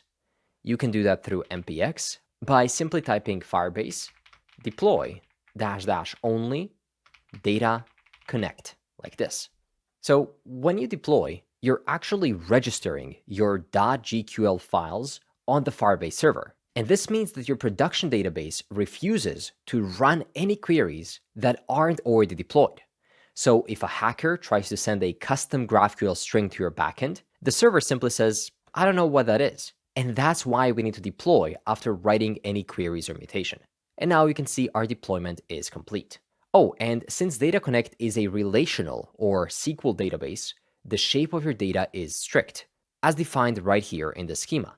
So Firebase provides a way to generate an SDK that tells TypeScript exactly what your database looks like.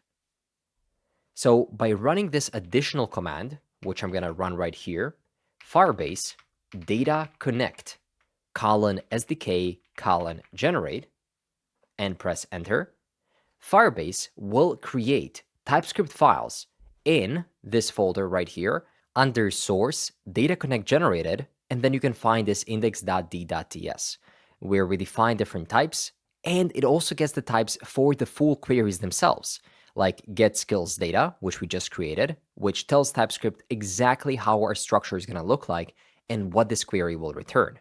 Get skills, skill key, and so on.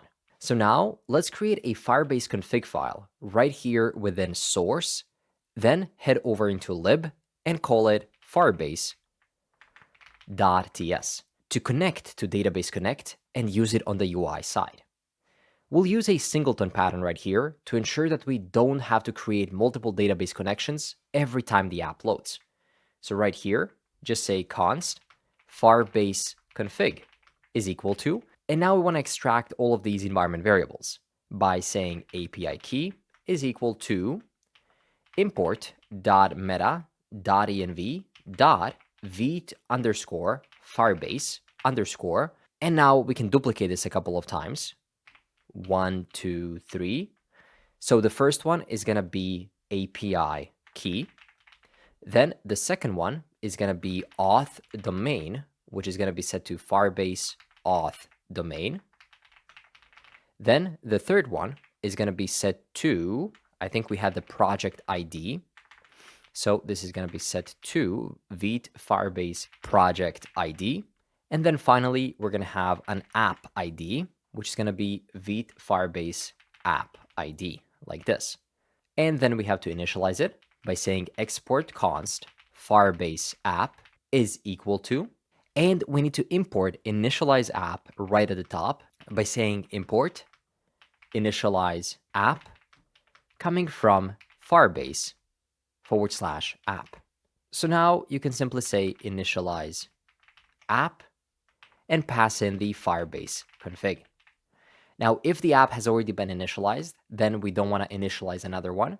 So from Firebase app, let's also get app and get apps, plural, like this, so that then you can make a check if no get apps returns anything, so that length is non-existent, in that case, we want to call the initialize app, else we simply want to call the get app to fetch an already existing app.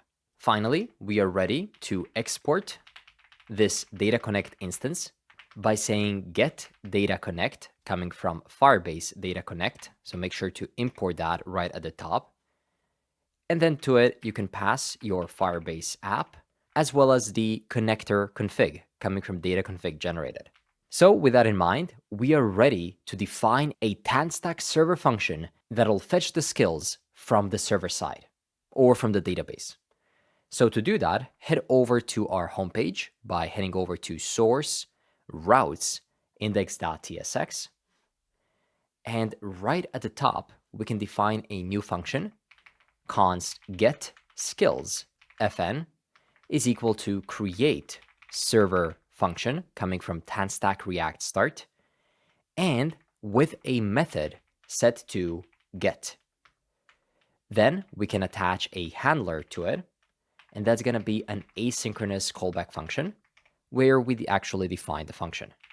I'm going to zoom it out so you can see a bit better, and we're going to open up a try and catch block within it.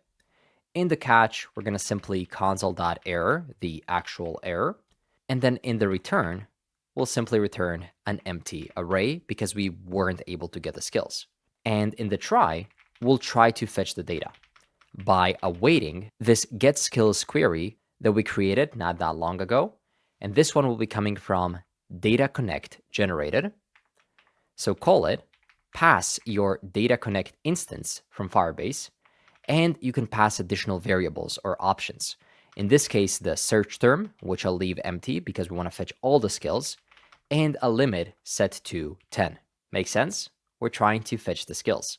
Finally, right here where we export the route, I'll put that below, and we're going to add some additional options by expanding this object where we have the component app, and I'll also add the loader that's going to call the get skills function, which is going to populate our route or page with this data. But let's not forget to return the data from this function. So the only thing you have to do right now to be able to consume that data is say const skills is equal to route.useLoaderData. Doesn't TanStack make it super simple? And now we can use that data coming from the loader or coming from our database instead of our dummy skills. So remove the dummy skills at the top, and then you'll have to refer to real skills. So modify this part where you have the dummy skills, and you'll see that it'll complain a bit. That's because this data is an object containing the skills. So what we have to do instead is return data.skills, which is going to be the actual skills. Now it's complaining about the fact that we don't have a project ID on it, specifically that we need to pass it to initialize app. If you remember, this is what we have been doing here, where we had the initialize app, and to it, I simply pass the Firebase config, which then needs to have the project ID. So project ID right here is set to vite Firebase project ID, and let's verify that we actually have it within our envs. It didn't find it initially, so if I head over to our .env.local, we're looking for vite Firebase project ID, but it's not there. We only have a Firebase project ID without the vite prefix. And same thing for all the other keys. So let's fix it. I'm going to go ahead and copy this vite prefix and put it over here. We need it in front of the Firebase API key, Firebase app ID, Firebase project ID as well, and the auth domain, which we don't even have, it looks like. Yep, auth domain isn't here. But thankfully, we can easily add, as the auth domain is simply the project ID, and then we can append the .firebaseapp.com to it. So with this, we should have all 4 vite variables that we're then using within our Firebase config. I'm going to search for them. This one appears, this one appears, this one appears, and this one is here as well. The rest can remain as server only, such as the private key ID, as well as the client email and client ID. I'll stop the application from running and rerun it one more time with npm run dev, and you can see that now it loads. And if you scroll down, you can see only one skill, which is the performance tuner, the skill that we added manually through our SQL mutation using the Firebase Data Connect extension. So this means that we're successfully fetching the data from our database. But you can still see that the logo doesn't seem to be correct, and there's some additional data here that we want to fix. So let's head over into the skill card and accept real data. First, I'll define a type right here at the top by using the direct Firebase generated type. So I'll say type skill card props is equal to get skills data coming from data connect generated. And specifically, we want to get the skills, and then we want to get the number like this. And then we can use this skill card props right here. So now it's going to tell you that the author email doesn't exist, nor does the category.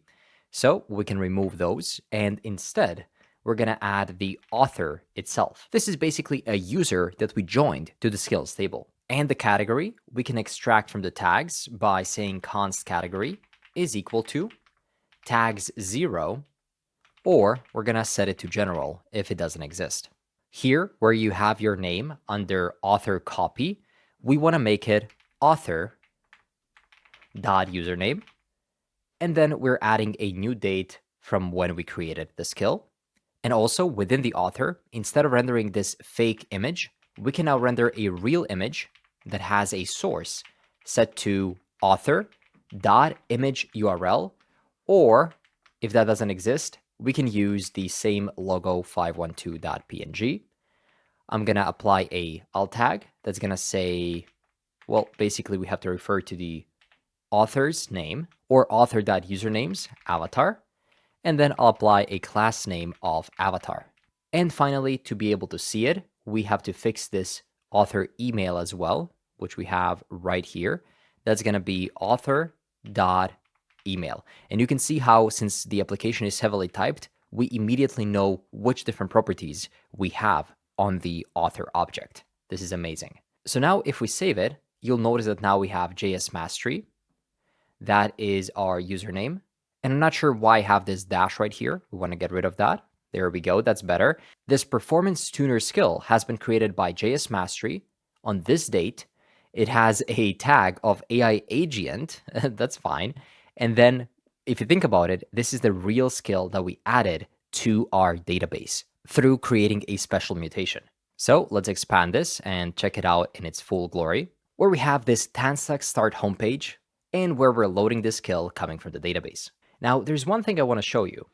If you press F12 or open up your developer tools and then head over to settings, preferences, and you disable JavaScript, you can do that by scrolling down under debugger and click it right here. We're using this to simulate that everything is server-side rendered. So just disable it, reload the page, and you can see that the card still shows, which means that there's no client-side rendering happening with data fetching on UI. It's a whole HTML file that you're getting back. Okay, we'll bring it back as the JavaScript also brings back our theming. There we go. And with that done, let's actually open up a PR so that we can review all of these changes that have something to do with our Firebase Data Connect setup, basically adding a database to our app. This is going to be a large PR, and I definitely want to spend some time reviewing it, and it's going to serve as a beautiful recap of everything we've built so far. So run git add dot, git commit -m, implement Firebase Data Connect as a database, and then run git push. This will push the latest changes to the dev branch, and we won't review them right here within the editor because this is a more detailed commit, which I definitely want to review within the pull request itself. So head over to your repo and open up a new pull request from the dev branch to the main branch. And immediately CodeRabbit will start processing the new changes in this PR to extinguish all of the bugs. So let's give it some time because this was a large PR with 162 files changed. So let's see how well CodeRabbit can figure out which one of these files should it check and which ones should it not, and then provide us with a valid review. And the review is in. we get this nice summary provided by CodeRabbit, where we added sign in and sign up pages for user authentication, integrated analytics tracking for user interactions across the app, and connected the backend data infrastructure for skills management. In this case, it also included the PRs or the code for the PRs that we checked internally through CodeRabbit, such as the auth or analytics, but it's fine, it's here as well for us to check once again. Then we added documentation for Firebase services, GenKit development, and AI integrations, and updated configuration files to set up data models for the backend. Now let's dive into a bit more detailed walkthrough.